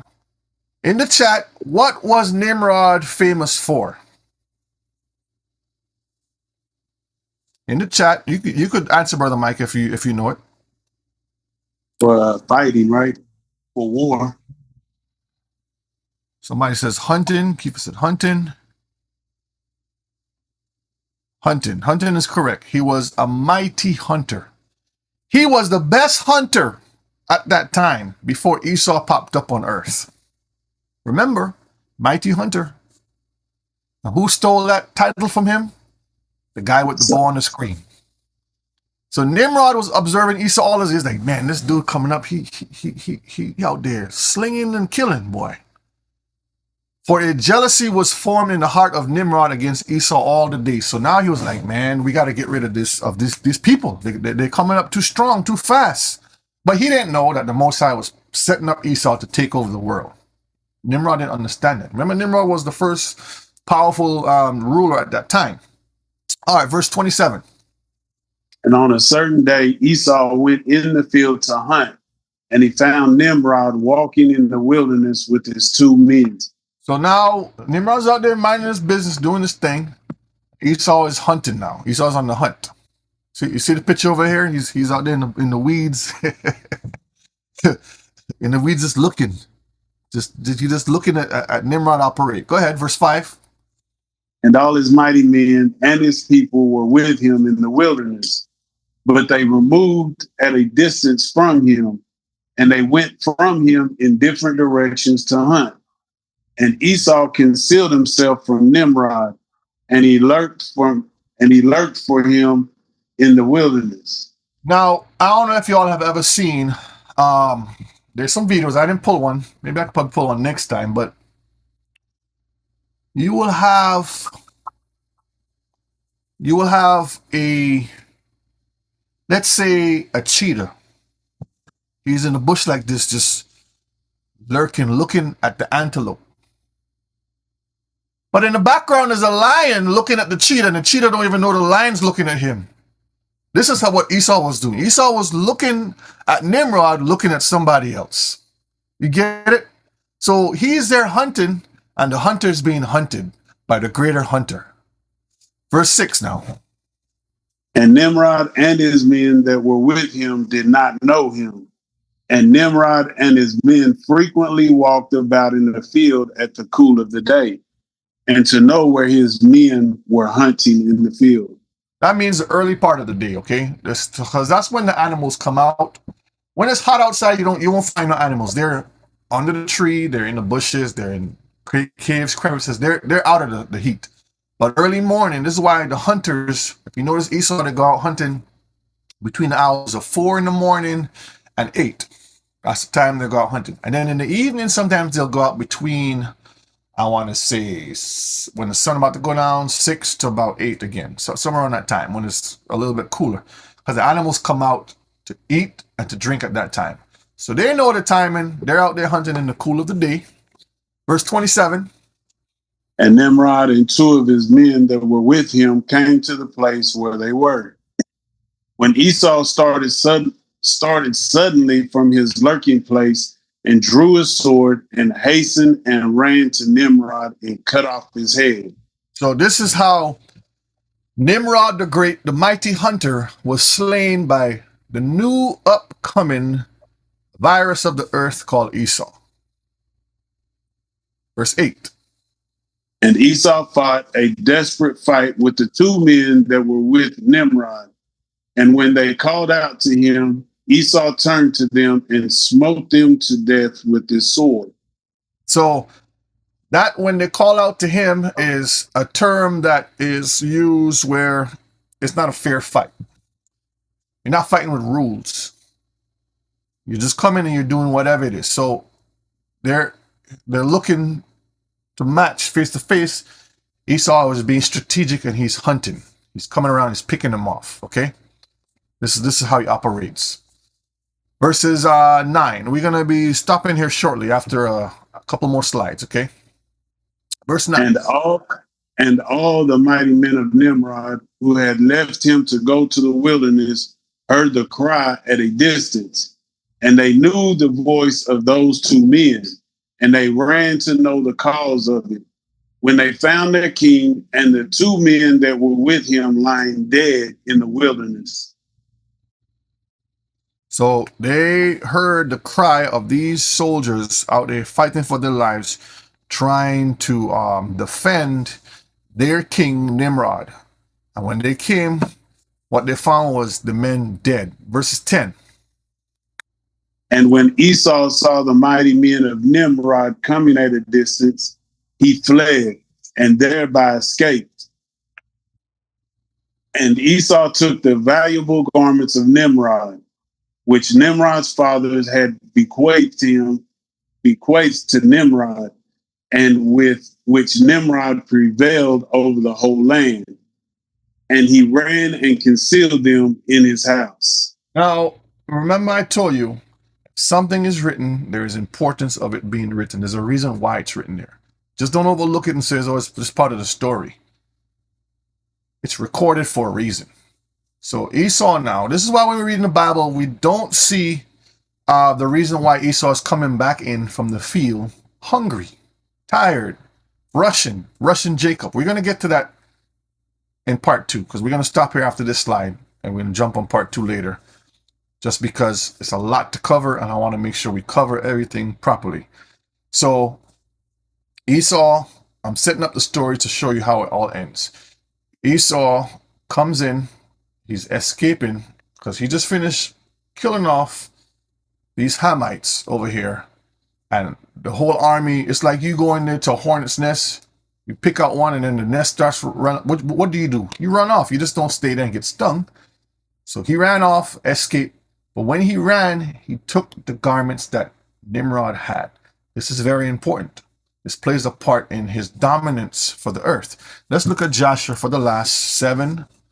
We're going to look at Joshua chapter 7, and we're going to read verses 24 to 31.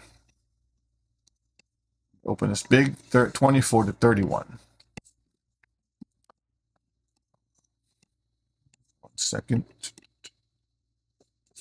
24 to 31. All right, go ahead and read from 24 to 31, brother. And the garments of skin which Elohim made for Adam and his wife when they went out of the garden were given to Cush.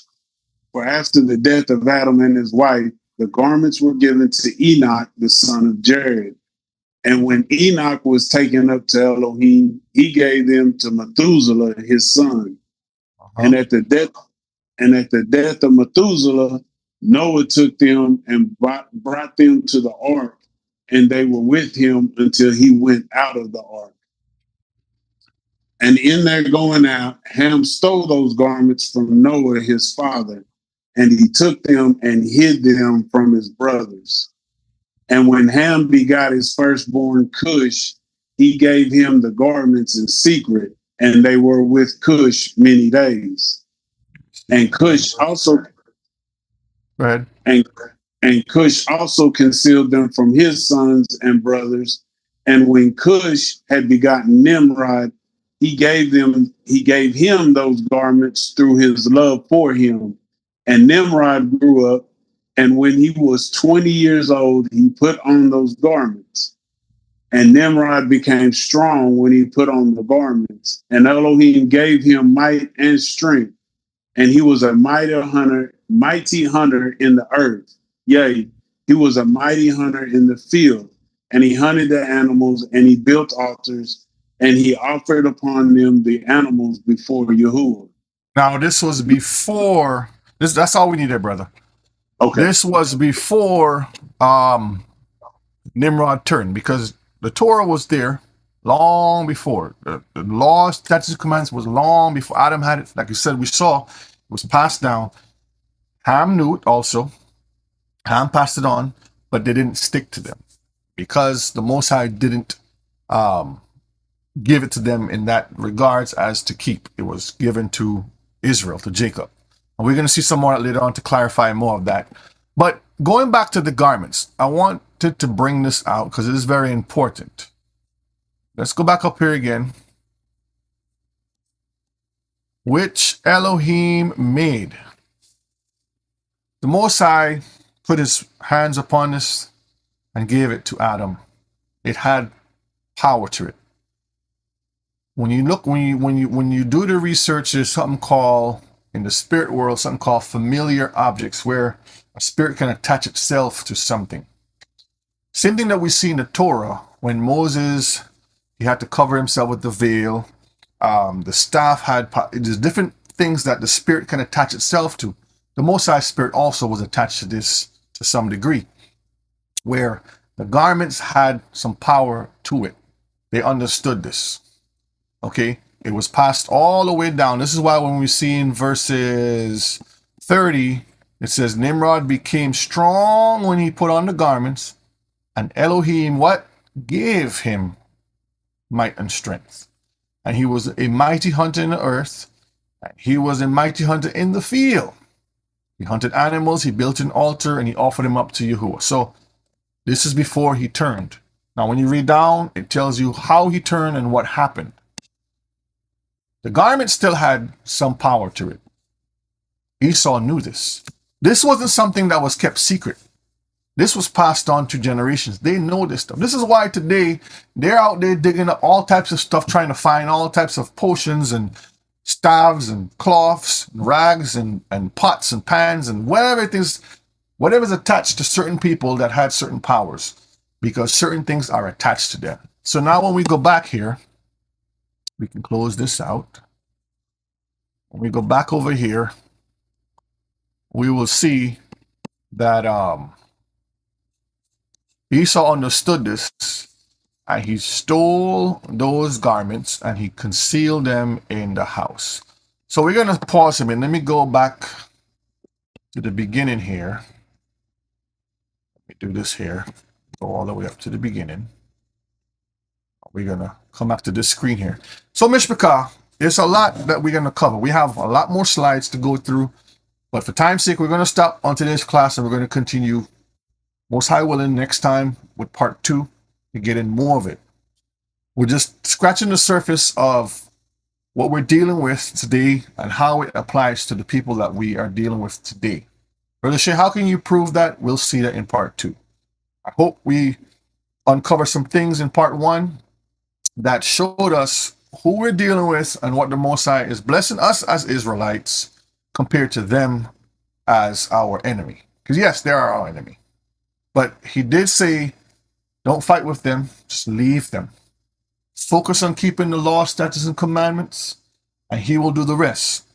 Problem with a lot of our people, we want to fight with them because they did atrocities to us. We want to go back and we want to fight with them. The war is not for us. They have been warring with us from the womb. The Most High is the one guiding us through that. We just have to be obedient, be patient, sit back and let the Most High do his job. Do your part, which is keeping the commandments. He will do his part. We're not supposed to go out in heathen's business and worry about those things. Stay in your lane and focus on the Most High, okay?